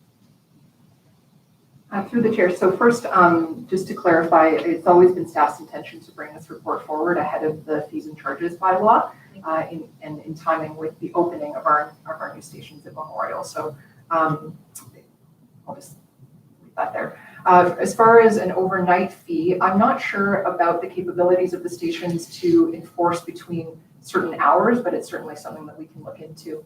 One of the nice things about the stations that we've selected is the network flexibility is very high, and we're able to customize each individual station, different locations, and make changes very quickly. I can go online today and say these stations are now going to be X or not. And then as far as per minute, we set the rates as a per hour, but it's actually billed per minute. So it's yeah, exactly. But that's just how it's communicated to the community. It's the easiest way to communicate, but it actually shows up as a billing per minute. Thank you. Councillor Holmes, you're next. Yeah, thank you. I have, I guess, two questions, one kind of technical and one kind of philosophical. So the technical one, do our existing chargers, do they have the capability of accepting credit cards, and that's how people would pay is by credit card?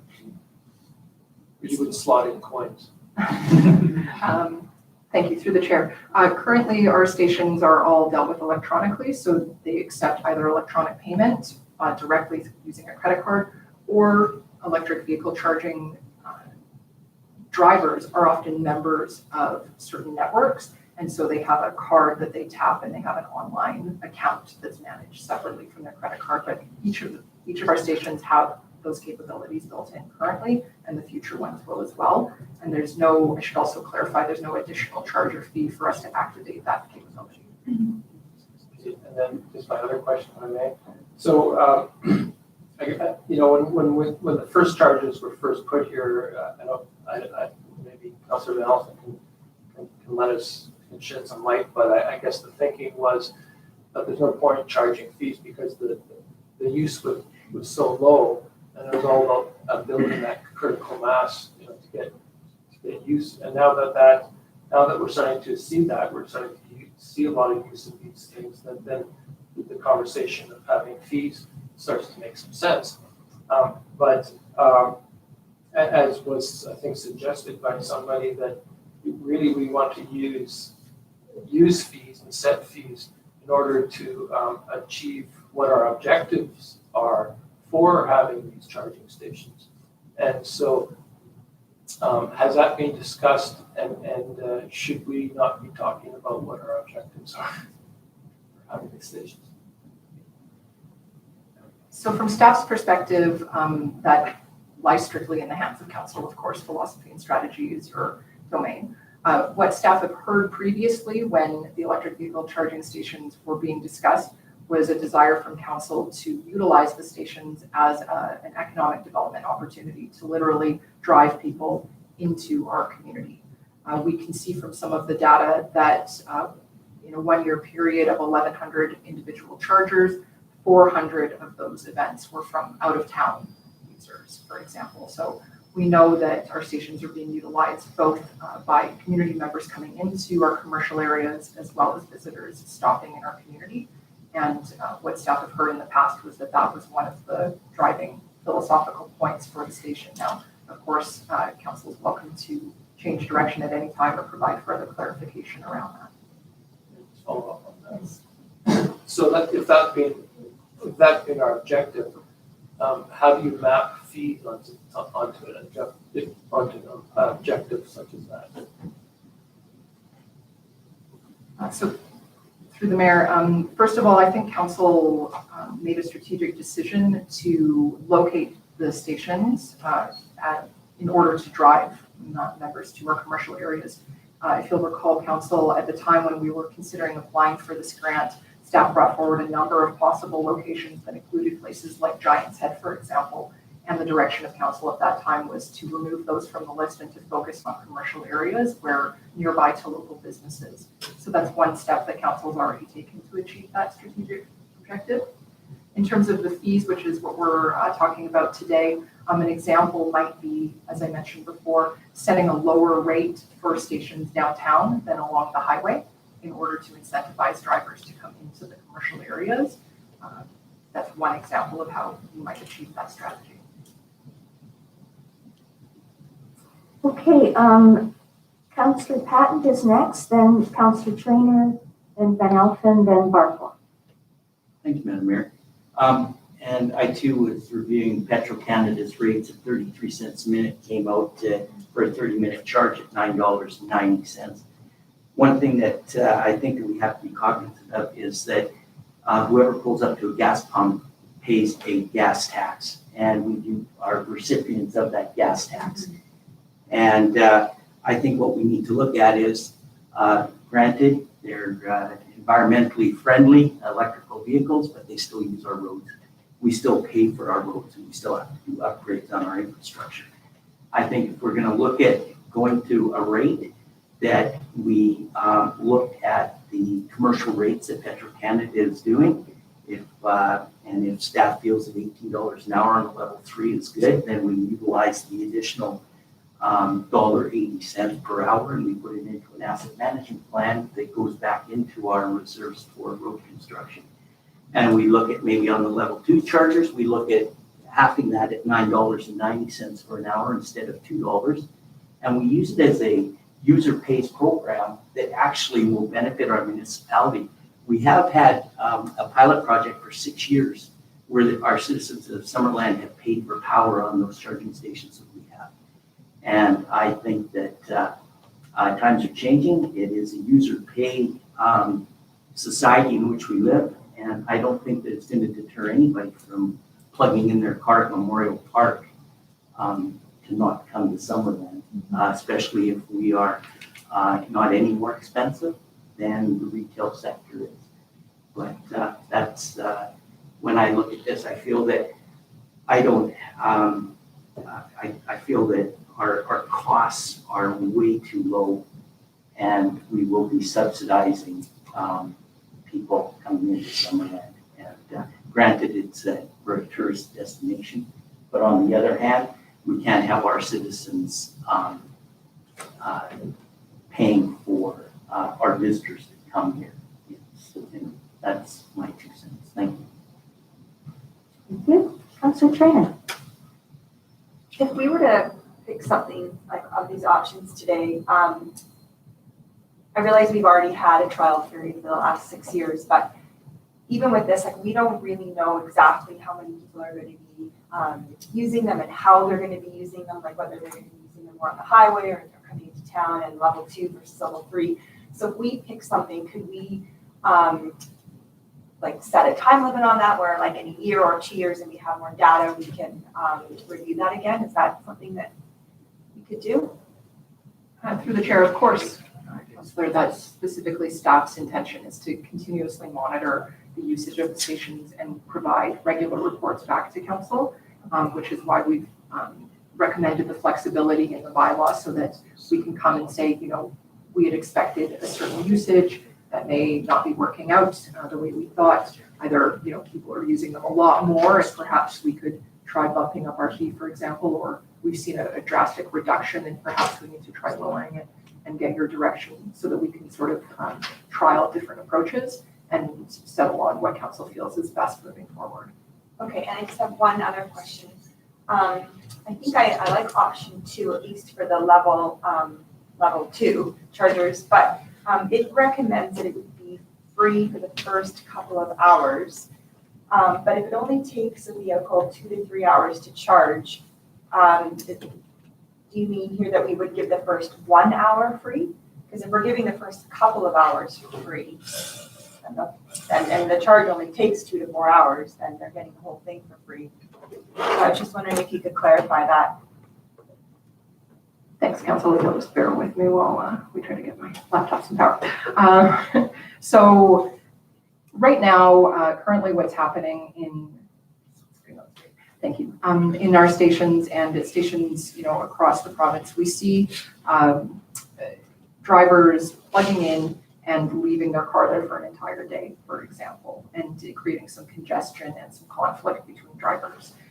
So in the situations where this approach is most commonly applied, as I mentioned, they're most commonly areas where parking is an issue, and you want to incentivize drivers to move along once their charging session is complete. It's not necessarily the intention to remove the fee altogether. It's more to ensure the drivers are moving once their charging session is complete. Can I just have one quick follow-up? Okay, so to that then, if we did go with option 2, I would definitely suggest then that fee after maybe 1 or 2 hours be much higher than $1.50 or $2 to really incentivize people to keep moving on. Because if I had a car and I plugged it in, I only had to pay $2 after 3 hours or whatever, I would have no problem leaving it there for a couple of hours. I'd only have to pay like $6. So I think the fee after we give them 1 or 2 hours free, especially in the higher tourist areas, and then after that, then you have to pay a bit more. That's just a thought. Okay, Councillor Van Elfen? Thank you, Madam Mayor. I have to agree with my colleague, Councillor Pat. Penticton has gone to charging. I don't think, it's not going to be very long that it's going to be like any other commodity out there. If I'm going down 97 highway and I need gas, I'll have a few choices, but I need gas. And I'll pull in and fill up for whatever, and off I go on my merry way. It should be the same as a charging station. I don't see, a difference, if you want to solve the problem of charging less downtown than you would on the highway, then don't have any on the highway. Force everyone to come downtown to get their electrical vehicles charged. But to have anything free, I don't agree with. I think, like I say, we've had this 6 years, and I think it's time to put it to a retail number. And I agree, there should be the asset management component built in. I mean, the last intake that we took as a community, our gas tax money, we built what, state fund? That money came from you and I and everybody in Canada buying gasoline. So all of a sudden, if I choose to buy an electric car, I don't have to participate in that anymore. Should we look at it locally? If we're supplying this service, then we need to collect money for asset management to replace these chargers in the future. And for the people that are, and then also they're using our roads. So do we put a bit of that towards our infrastructure costs in the future too? So, I think I'm more along the lines of the Petro-Canada approach. And see how that comes together. Thank you. Thank you. Councillor Barkle and then Councillor Carlson. On the philosophical aspect, I think that a small charge, $2 an hour, and for the slow chargers and some amount I haven't figured out yet, $10 an hour or more. For the fast chargers is inconsequential to the consumer, to the person who is going to park for a while and charge their car, but very consequential to us in the community in the aggregate. It will add up. We might be a little bit ahead of our time to start charging now, but the next community is going to be saying Summerland and Penticton are charging, or if we go with charges, they'll be looking at what we're doing, and I think that everybody's going this way now, and we're having the discussion now, so we may as well do it.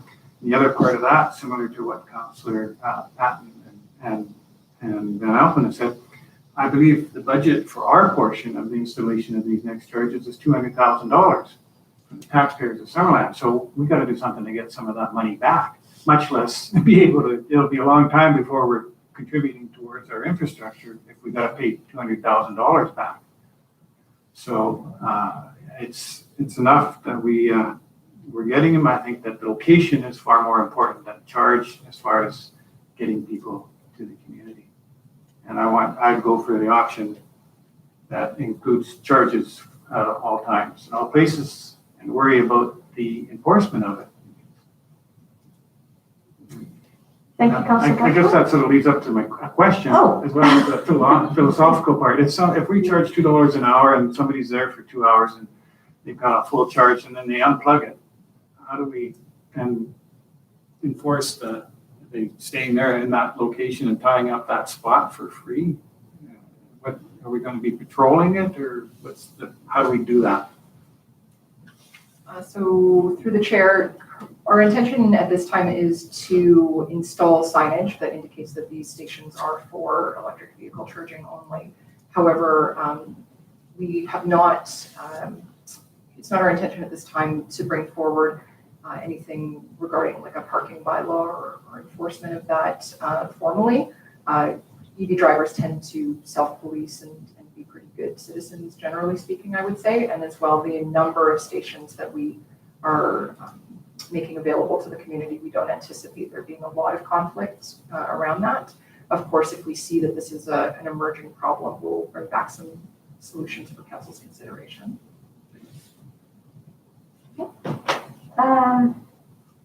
Councilor Carlson, right? Okay. Thank you. It's all been very enlightening. Question. Somewhere like Kelowna or Penticton or North Vancouver, they have parking fees. So if you drive any car downtown, you park your car, you're paying for it. Is that included in, like if I go now to Penticton and I park my car at an EV station, do I pay a parking fee plus an EV fee? Or in Vancouver, do you know? Through the chair, my understanding is that that is included in your EV fee, which is why in some locations they have that fee at all. As I mentioned, the vast majority of level 2 stations are free, and in many cases where there is a fee, it's usually associated with parking. Thank you. I think that's really important that we recognize that in Summerland there's not a single pay parking spot. We don't have any meters. Anybody can go and park anywhere, and taxpayers are paying for the maintenance of those parking spots as well, and we're not looking at installing meters on those. So I do think that if we have a 2-hour parking rule in all of our downtown streets, then all of a sudden to just charge people to park while they're plugged in for a little bit of power might not make sense unless you offer them that 2-hour free parking as well. So I just would for the level 2s anyways, I would be very cautious that we don't disincentivize people from coming downtown by actually charging them to park downtown. Councillor Van Elfen and then Holmes. Councillor Carlson brings up a good point, but what I'm seeing today, and I'm hoping signage will help correct that, but definitely on Wharton Street with the new complex that's been built there, that whole entire side of the park where the EV stations are has become a public parking spot. So, and we're considering 5 at the post office parking lot. So, like I know at the post office parking lot, there's days where you pull in there and you can't get a parking spot. So those EV stations are going to look pretty good to a guy who's got a vehicle that's gasoline. So same thing at work. Like who's going to stop someone from parking there?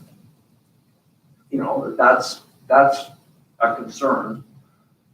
And if we don't have a parking bylaw at these EV stations, then who's going to stop, Mrs. Smith from pulling in there, parking as she has to go to the post office? And if I have an apartment at Wharton, I could park there overnight. And who's going to stop me from parking there? I don't think signage is going to cut it, personally, but. Okay, Councillor Holmes and then Trainer. Yeah, thank you. What did City of Penticton decide to start to charge? At this time, they only have level 2 stations, and their decision was to charge $2 an hour at all times. Yeah, my thinking is we don't want to necessarily undercut Penticton, and we don't want to charge more than Penticton because we don't want people skip, stop not going here to go to Penticton to charge because it's cheaper. But on the other hand, we're kind of all in this together in a way, and it's good, better for the consumer if people have that kind of what the going market rate is in their head, and they don't want people saying, oh well, Penticton charge this, someone will charge that. If you can avoid all that, I think it'd be a lot easier for people and they appreciate it. So I think we should be talking to each other and kind of moving along together in the same direction.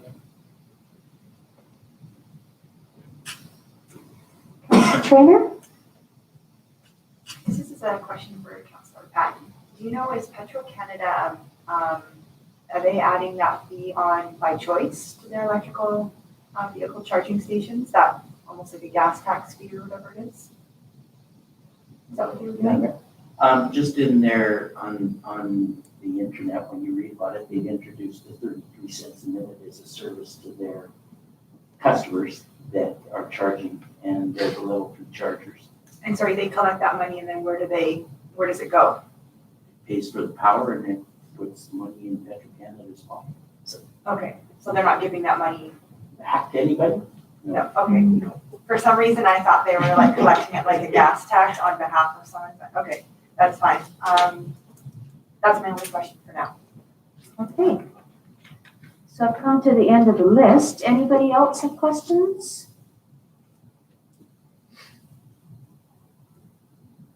Okay, so now the difficult part, and that is making a recommendation, getting a recommendation on the table so that we can discuss it. You can always change the recommendation. Councillor Patton, thank you. Thank you, Madam Mayor.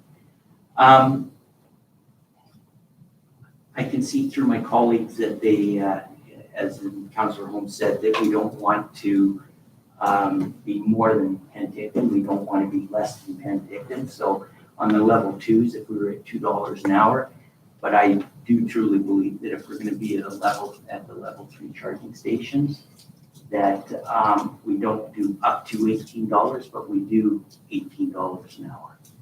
And I think that way there's no gray, and it's they do the fast charge, I think it would be okay. But so I would say $2 for the level 2 per hour all the time, and on the level 3s, $18 an hour.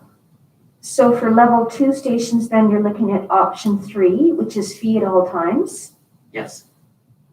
And then level 3 would be option 2, and you're looking at $18 per hour, not up to $18 per hour. That's correct. Okay. Okay, good. We've got 2 seconders, so Councillor Barcode. And now open for discussion. Councillor Van Elton. Oh, just more of a comment than anything. I have to agree with Councillor Holmes. I think we need to be competitive with our neighbors to the south, to some degree. And they don't have any level 3, so that's something they'll be looking at in the future, I'm sure, and looking what Summerline charges for level 3s. Well, $18 from the get-go, right? So I agree. There has to be some harmony. We're not 7-Eleven, we're not Esso, we're not this, we're not that. I agree with the motion that's on the floor, and I think there, in the future, I'm hoping there can be more communication with our neighbors. I'm sure there has been lots already, but trying to keep our fees consistent with our neighbors to the south and possibly to the north. And I just think it's a great project, and it's been going on for a long time, and I just think it's time that everybody paid their fair share. And, you know, I have a gasoline vehicle, I have a propane vehicle. You know, I prefer to drive the propane one because it's less money, but I'm still paying tax on that propane. So, you know, I think this is a good start. Thank you. Thank you. Councilor Parkwood. You know, I can see maybe some decline in usage once we start to charge a fee. The local person might think, well, I'm going downtown, and if I'm going to go downtown, I may as well get a little bit of free juice while I'm there, and they might not do that anymore. But you know, sooner or later, the number of electric cars are just going to increase. It's really a guess and by golly right now what the usage will be, but I think that the time has finally come to start charging. Thank you. Okay, Councilor Carlson, and then back to Councilor. Thank you. So based on what I've heard, we would charge $18. So let's say you live in Summerland and it's 10 o'clock at night, and you've just come home from a really long trip, and you don't have, and you've got a new car or whatever. So you have to go and plug your car into one of these level 2 stations and leave your car there all night. It's going to cost you basically more than if you went and if you had 20 minutes of free time to go and plug into one of the level 3 stations and be home by like 11 o'clock at night. I think that we're by charging $18 for the fast one and then charging every single minute of the level 2, I don't think people are going to use the level 2 stations. They're just all going to go plug into the fast one and carry on. And we're going to have all these really awesome level 2 stations that nobody uses, because why would they bother if they're going to be charged the same amount, right? If it's going to take me 3 or 4 hours to charge my car, it's going to cost me $10. I might as well do the 20-minute charge and pay $9 what it's going to end up costing me, right? So I don't know. I hazard that we are going to lose a lot of usage on those stations, or I caution that, because in my mind, it wouldn't make sense at all to use the level 2 if the level 3 was available at the cost that we're offering. Councilor Van Alphen, and then Councilor Barton. Thank you, Madam Mayor. Question through to our director of our electrical department, if I may.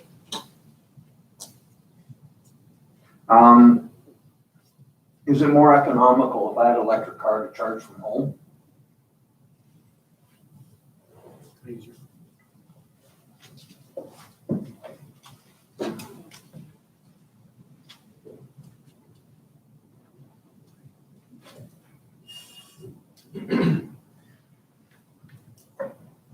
To the mayor. So right now, and just to give you some electric utility perspective, the charging stations don't make much of a difference to electric utility because we look at them as just another customer, and we charge the district 10 cents a kilowatt hour for the power that those stations use. So at $2, is that what we're at $2, and at $18 per charge, you're likely better in your home charging station as far as your cost to charge your vehicle. Especially, it depends on a few factors on which vehicle you have, how much time you need to charge it for. But with the slow chargers, you're looking at, I believe, around 8 hours to charge up your typical car today. So you're probably better at home paying the 13 cents a kilowatt hour for your vehicle. I can't say off the top of my head how much you're going to save, but I believe you will save some amount.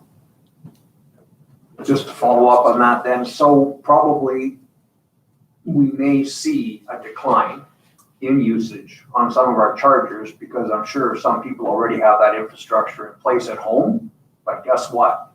It's free downtown. So why would I use it home, right? So, you know, if I was going to buy an electric car, I would have a plug-in at home, you know, because I'm not leaving my $50,000, $60,000 car downtown overnight. I'll guarantee you that, pardon me? People do it all the time. I walked downtown at 8 o'clock this morning and I saw 2 of them. They were Well- plugged in all night. You know, good for them, I guess, but, you know, like I say, I think we'll probably see a decline in usage because a lot of them will have that infrastructure already at home to plug in. Whereas, you know, it's more economical. Today, they're using what we have downtown because it's free. I would too.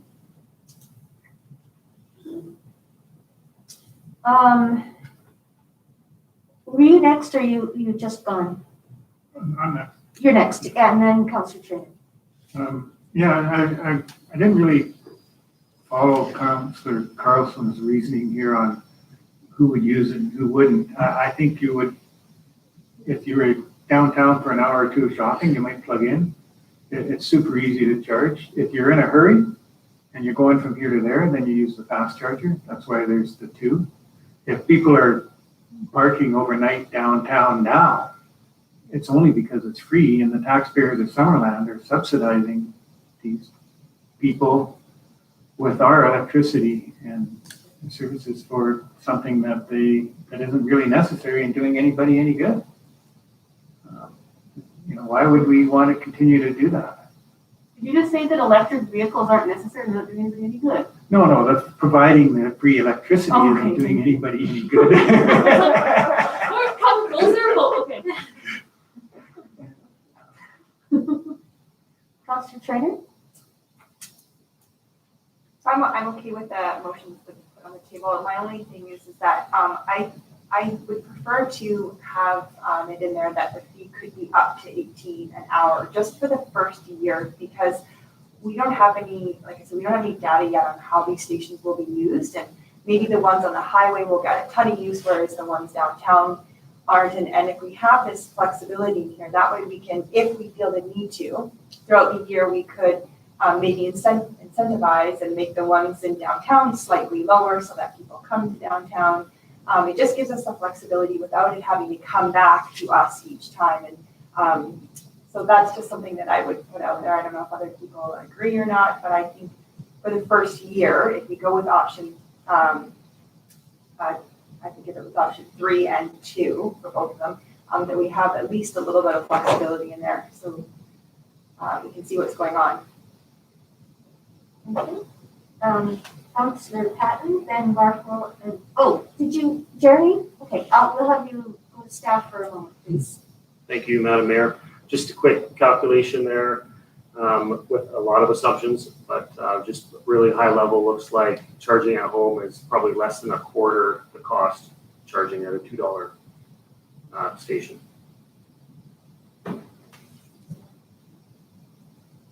Okay.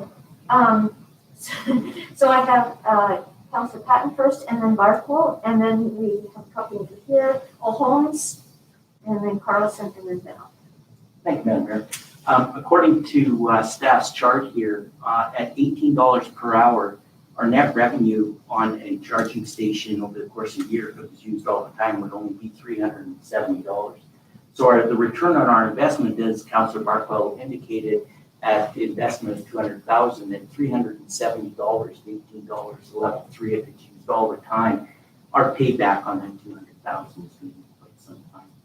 So I understand where Councillor Trainer's coming, but I still feel that we can't do an up to because we'll never hit the $18 an hour. If we come in at $18 an hour, then staff knows where we are, we know where we are, and anybody coming to our charging stations knows where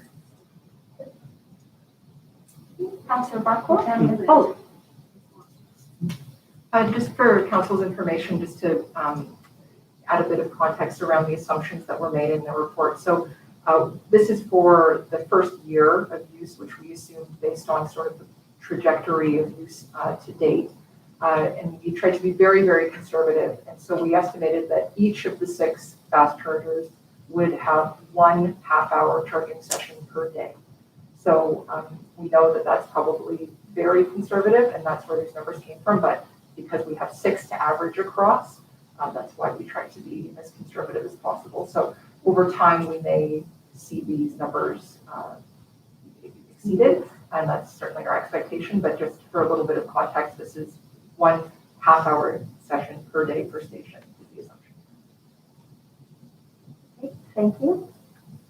Did you have a follow-up? I did.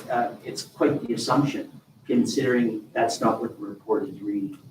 And so I still stand by that we do $18 an hour. And if it's more, fantastic for the municipality, our net revenues will just be higher. Thank you. Councilor Rothwell? Yes, speaking to the issue of whether it should be up to, or as the motion reads now, just $18 an hour. I think, and I believe what our corporate officer was saying earlier, that if there's a change in the rates recommended, that it can come to council for a discussion. And I'd like to see the rates stay in the council domain, just like whatever fees and charges for the aquatic center, all our fees and charges are discussed at the council level, and that's where I think it should stay. Thank you. Councilor Holmes? Yeah, I think $18 is reasonable. I think when you look at the level 3s, these are people who are going to want to charge the vehicle now and maybe to charge it and then keep going.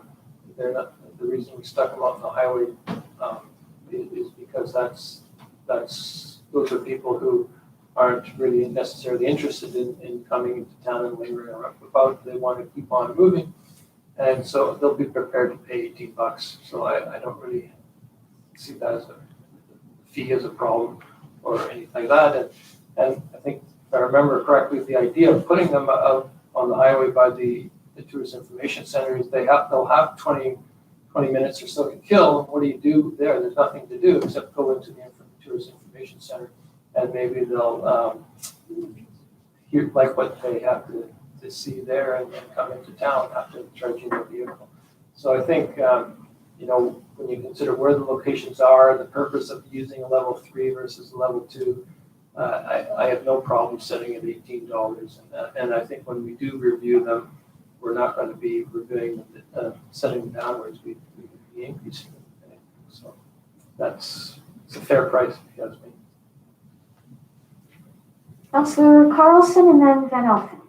I don't have an issue with charging money for the level 3s right from the get-go. I think that makes a lot of sense. So I really think that if we're going to have 19 level 2 charging stations and we're going to have free parking all over Summerland, people aren't going to use them. I just don't see the reason that you wouldn't go and do your little charge and then I don't know, maybe I'm incorrect, but I don't know that people, unless we give them a free hour and then charge the $2 an hour after that, but because everywhere else is free to park, it just doesn't really make sense to me.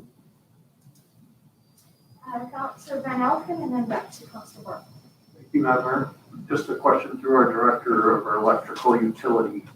At the chamber location, is it wired? Do we have 3-phase in place? Is it a huge cost to plumb these in? Thank you, Madam Mayor. There is a cost. Currently, there's only single-phase power at the Tourist Information Center. We need 3-phase power there. We are looking at a couple different ways to get 3-phase power there. The most likely way of doing that is along the highway. There's some restrictions there based on highway property and the private property that's through there. So there are some technical challenges there, but we don't have a detailed design today, and so we don't have a detailed estimate today. We have a high-level estimate for that, and that's, I believe, Tammy can comment, I believe that's covered by the grant. So there is a cost associated with that. Okay, thank you. And my other question is, you said earlier, you're selling power to these EV stations at the district's cost were 10 cents. So what's it cost me at home? Like if I have an electric station at my house, what are you charging me? Thank you. That is at our residential rate. In all likelihood, if it's at a residential home, and that's closer to 13 cents per kilowatt hour. And the district rate for power is 10 cents, 0.1012 dollars per kilowatt hour.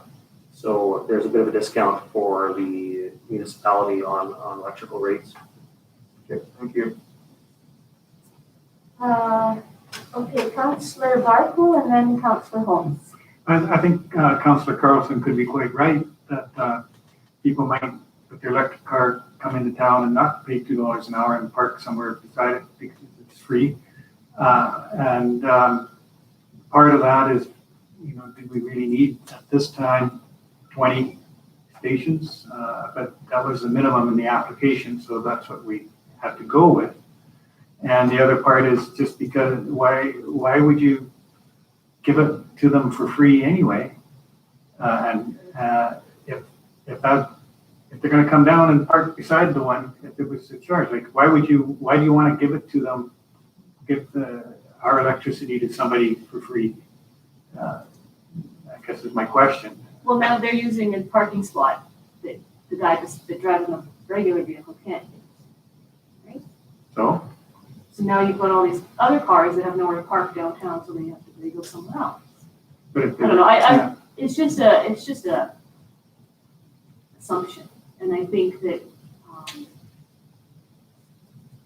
we got a huge grant to do this project, and we have the ability to give somebody a free $2 and then charge them $2 for the next hour and the next hour and the next hour. I just think that instead of full on charging, why not offer the incentive to park your car right there, and then once they've done their free hour, they will pay.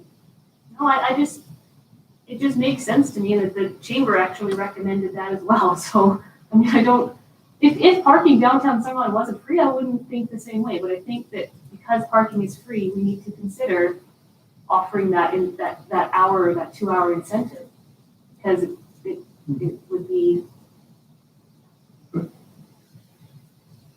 Did I get responded? Yes. Okay, Okay. Councillor Holmes. But they're not paying to park, they're paying to buy electricity. But they are paying, in other cities where they have this fee, they also have, it covers their parking fee. That's why I asked that question, because we don't have a parking fee. Mhm. Is it fair to charge them to park? You're charging them not to park, to Well, charge. the other guys are only charging them because they're also charging to park. Right? That's because they're taking up a paid spot. Correct. You know, So these are taking up a free They spot. would be taking a free spot, yeah, Right. which is not fair to the non-charging people, right? Well, it would be, if they weren't charging, it would still be a free spot.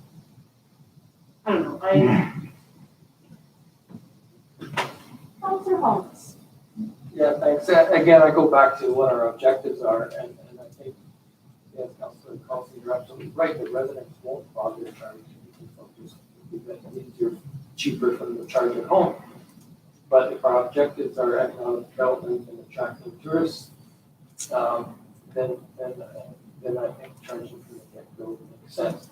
And I don't really see it as a paying for parking thing, it's paying for the infrastructure and everything that we're putting in as well as electricity. So now is that going to create a parking crunch downtown? Well, if it does, then I guess we can address that. And, but I never really believed that we have a parking shortage downtown. It's never been a problem, even on during the busiest events happening. During say light up, people still find places to park. So I don't really see that as a huge issue. But I was just wondering if have we installed all the the new level 2s that we're receiving, and if not, is there an opportunity to maybe review of where we put those so we don't put them all concentrated in the same places? Thank you, through the chair. So the short answer is no, we haven't installed them all. Staff have been asked to prepare a report for the next council meeting on the 23rd to give you a formal update about the progress of the installations at the various locations. Of course, we can discuss further at that time if council wants to make a decision deviate from the plan in terms of where the stations are located.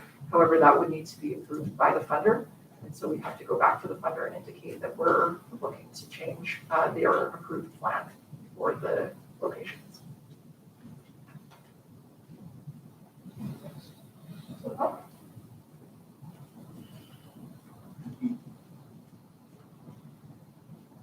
Okay, so we've discussed this for some time now, and the resolution that's on the floor is option 3, so $2 per hour from the get-go, and level 3 stations is just one second, Councilor Turner, $18 an hour with no up to. That's how it stands now. Yes, Councilor Turner. Are we able to divide this into 2, where we vote on the 2 levels separately? Absolutely. Just because I have different feelings. I agree with one, I don't agree with the other. So I don't want to vote the whole thing down for myself. I'd like to be able to divide it into 2. If that's possible. Okay, we'll do that. So we'll talk about level 2 stations 1, which right now is at option 3.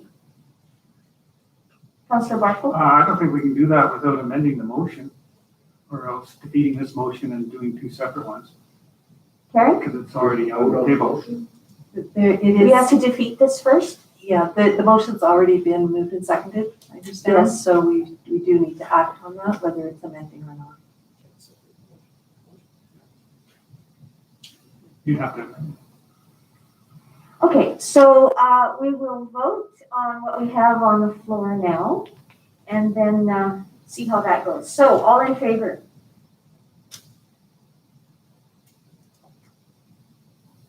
Okay, and then opposed?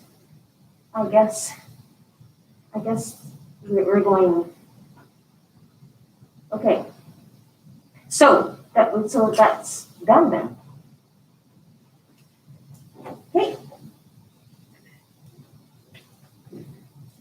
So you have what you need then, do you, Tammy? Yes. Okay, and on to 7.5. Allison is going to be presenting this, I think, so. Thank you. Thank you, Madam Mayor. Oh, there she is. Go ahead, Allison. Hello. Okay. Actually, just before you go ahead, Councilor Barkle? Oh, I thought, well, we were waiting for Allison, but we're not really waiting anywhere. But actually, maybe we should think about parking meters for downtown, and Nelson raises. Okay, so let's get on to Allison. Thank you for that levity, Councilor Barkle. Budget's coming up. Okay, 7.5, GIS capital project updates. We've been hearing lots about this, Allison. We're all excited. Well, as am I. So I think I'll take a wave, get background information, and then jump into a demo of the brand new Summerland station viewer. Sounds great. All right.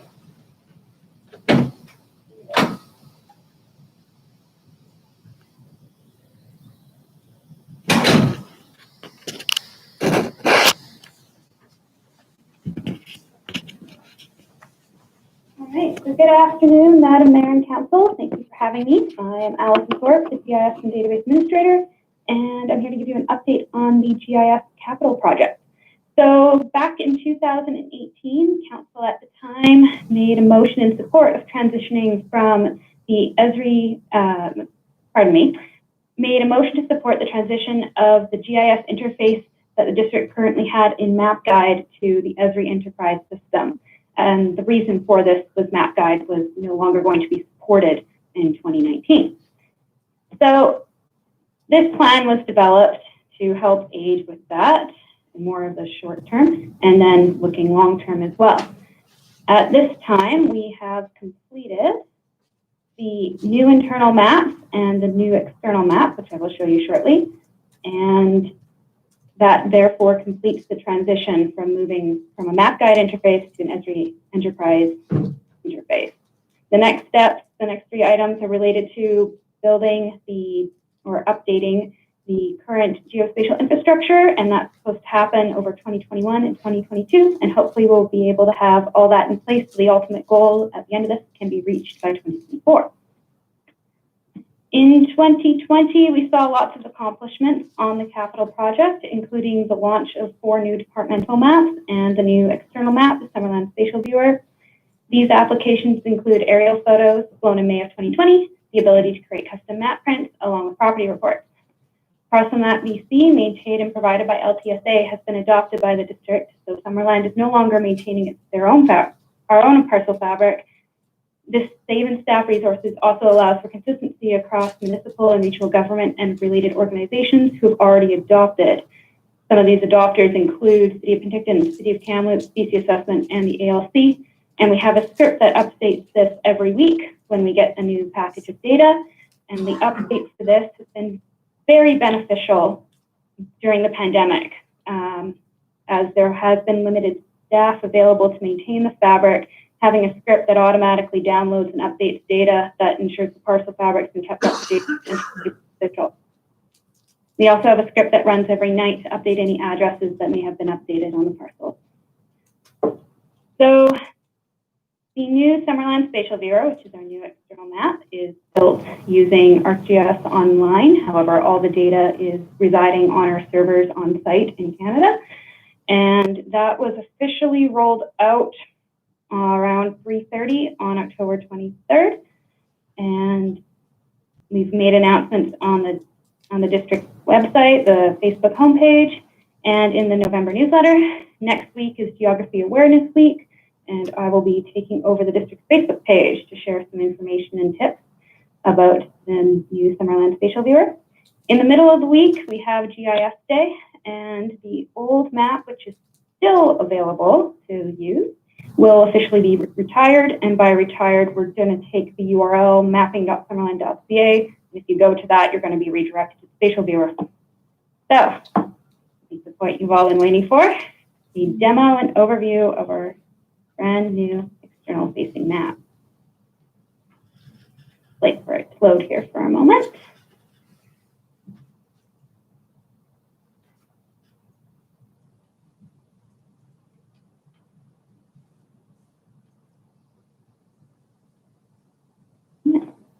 All right, so welcome to the Summerland Spatial Viewer. You are greeted with a lovely note about our disclaimer in terms of use. So once you read through that and click on the I accept and I agree buttons, you can continue on. If you need a refresher of what the disclaimer in terms of use are, these links to go to our district website and to the terms of use on just a normal piece of paper. And then also at the top, we have the map user guide and instructional videos, so you can have instructions given to you in a deeper format, or on the district YouTube channel, we also have a set of 5 videos, about 15 minutes in total, show you how to do some of the things I'm going to show you now. We also have the ability to have users submit feedback or questions by clicking the contact link here, which leads to the contact form on the district website. Okay. And the last link up here is the layer list. And the layer list is basically a table of contents to show you what information is available under which sections in which map. All the ones with stars on it are on by default, and anything with a link indicates that it's not maintained by the district. It is from an external source, so there's more information available to anybody willing would like that information. Speaking of the layer list, that layer list refers to this widget here, and you can go in and see all our lovely layers. There's about 102 layers in total, which is quite a bit. If you don't want to look up, you look at layer list to find out where things are. You can very simply search. So I'm going to search for slope and turn on a couple of things here and turn off a few layers. Very handy tool. And I'm also going to turn on the contours. And by holding the shift button and drawing a box, I'm going to zoom in to a portion of the map. Cancel out of here. And the contours are turned on, but you can't see them right now. So there is a solution to that. You put the 3 dots next to any layer, you have these options, such as move up and move down. And you have the contours there. Great. The other thing that you can do is change the transparency. So I'm going to turn the air photo on, but you can't see it too well right now. Go in here and slowly the landscape and adjust the transparency. Some fun stuff there. All right. Turn that layer off. And we are now left with the orthophoto and some of our parcels. So as the orthophoto is on top of the base map, and some of the information in those base maps disappears, such as roads, we've got this lovely label section in here. And if you scroll down, you will find the road name. And as you zoom in, and as it takes its time to find, come on.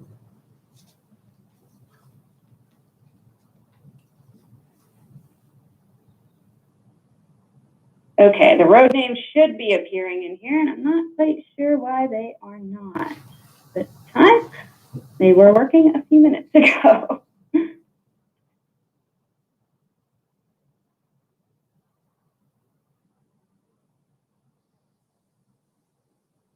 Well, when in doubt, refresh the map.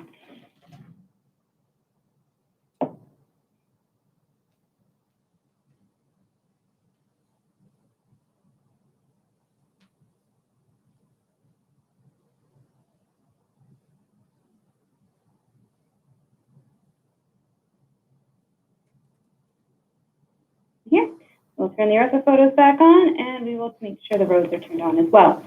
As you will notice, there's a bunch of layers that are grayed out. When they're grayed out, it means that you can't see them at that current zoom extent. So zoom in, and you will be able to see the layers. Going to 2020, holding the shift button and zooming in.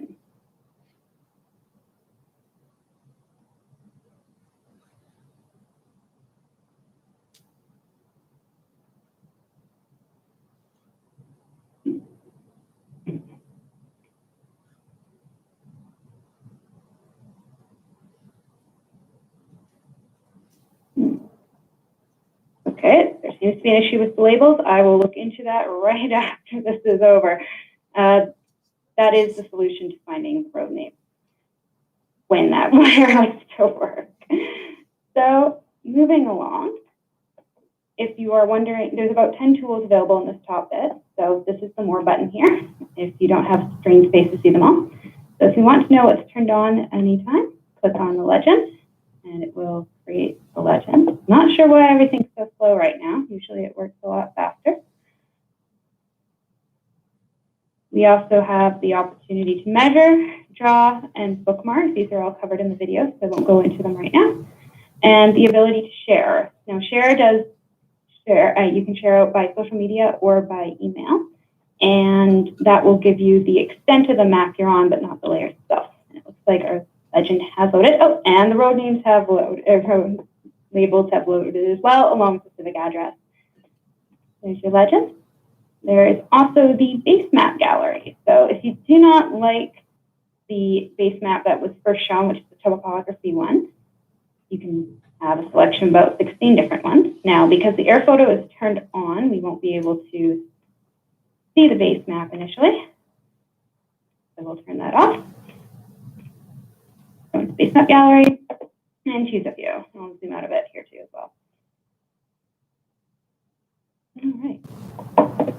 The OpenStreetMap, imagery from Esri with labels, and this is also a really cool night street base map, and that one might take a little bit to load. There we go. And I'm going to finish off with the topography base map here.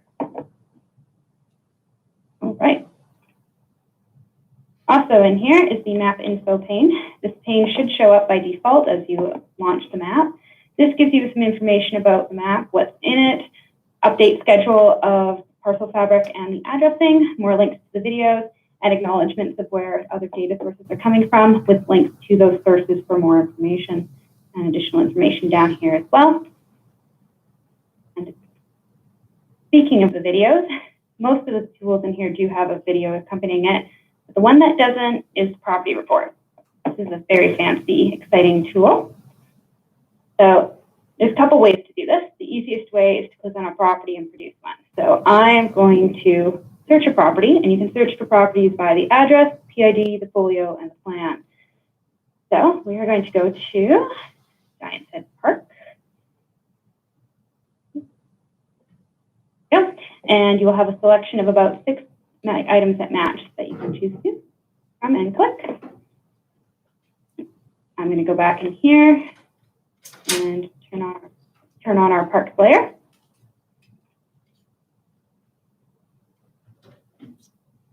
Okay. And so now we have parks and trails on. So to create a property report, click on the property, make sure you're under property information.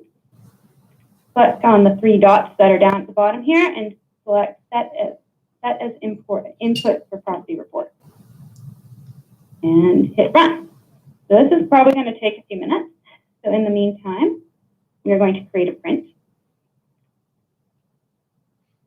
So this one allows you to create a PDF or a map of basically,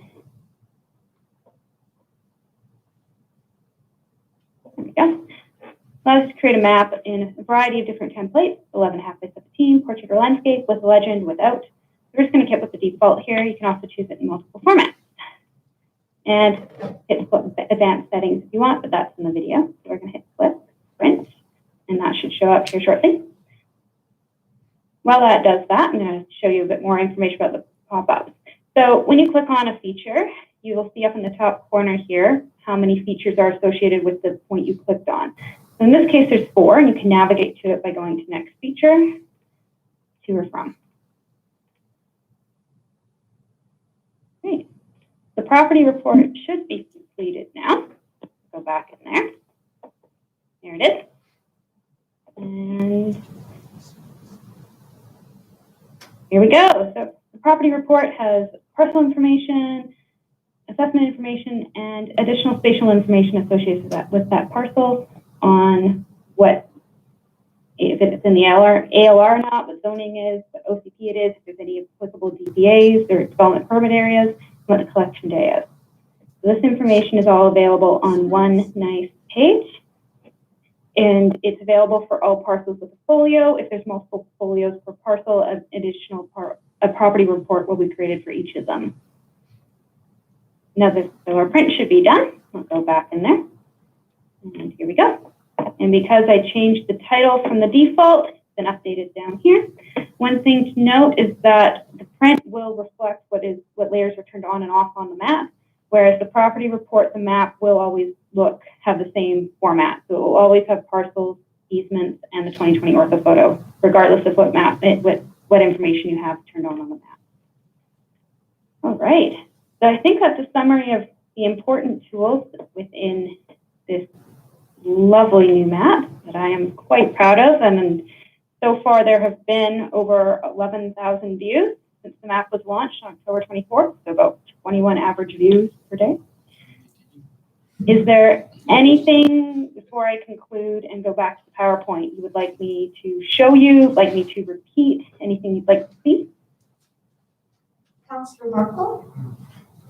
I noticed that the utilities are on, like water, sewer, but I don't see any layer for the electrical utilities. Is that planned for the future? I would direct that question to our manager of the electrical utility, if that is possible, please. Allison, they're not here right now, but I can. Oh, they're not here right now. I can speak generally to that as far as the information that's provided on the map. Through your worship is basically ongoing. So we do have a certain amount of utility information there. There will be some point where we're going to be doing utility modeling, which will help us once we've kind of looked at the data and made sure it's current and up to date. So all of those things are yet to come. All right, thank you, Karen. Any other questions for Allison? Councillor Holmes. Thank you. Just a comment, really. I think if you if you go in and take a look at the old map before it goes offline and open in a separate window the new one and just compare the two, I did that last night, and it's like night and day. It's amazing. So, well done. Thank you. For comparison, I'm just pulling the old map up right now. And there you go. So from that to this, it's a considerable difference for sure. Okay. Thank you, Mira. Years ago, I guess you could send your air photos to Google Earth and they would update Google Earth images for our area. Do they still do that? And can we do that? I believe so. I have to get in touch with a few people who know how to do that process. I did try to send ortho photos a little while ago and I hadn't heard anything back. So I need to get a hold of somebody who knows a contact there to do that. We are a part of the Esri Canada Community Mapping Program. So what will be happening is Esri Canada will be taking our ortho photos and including them in their own base map. So hopefully by 2021, it will be our imagery on this base map instead of, I'm not sure what the source is right now, will be updated. So the Esri base map will be reflecting our orthophoto data along with some of our vector data as well, such as the parks and the trails. Okay. I think you can resume your PowerPoint now, Allison. All right. So I mentioned the number of views earlier. There's lots of statistics we can pull, but the one that stands out to me is the almost 970,000 features we have within our active production GIS databases within 248 layers. A feature is every park, every manhole, every pipe segment, and you add those all up, and that's the number you get. That doesn't include the attribute information. So for example, if you take the roads layer, you will have information in there such as length, width, height, surface type, speed limit. And it just shows how much information can be stored within a GIS system and how much, and all that information needs to be maintained and managed and kept track of. It's a significant amount of information that can be used to help better governance, help users make decisions, and improve business processes. So what's next now that we've accomplished the internal and external maps and switched from map guide to ArcGIS? Basically, the next 2 years will be focused on formalizing procedures and completing updates to the geospatial infrastructure while maintaining the current system and planning for repeat tasks. These repeat tasks are items such as flying ortho photos every 2 years and planning for the next enterprise update for the portal.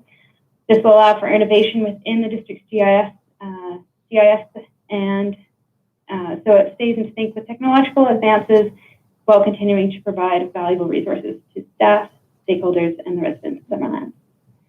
And that is all I have for you today. I'm ready to answer any questions you may have. One quick question, Allison. Are the aerial photos done every 2 years?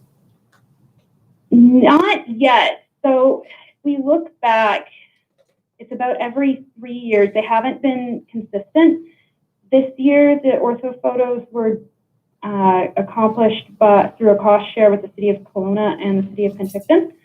I'm hoping to have them every 2 years. There is a reason to have them every year. I'm also open to that. It seems to be the layer lots of people get the most value from. Thank you. Any other questions, Council? Okay, I guess there aren't any other questions. So I will just ask somebody to bring that forward for information. Councillor Patton, Councillor Van Elfen, all in favor? Thank you. Thank you so much, Allison. It was worth the wait. All right, thank well you. done.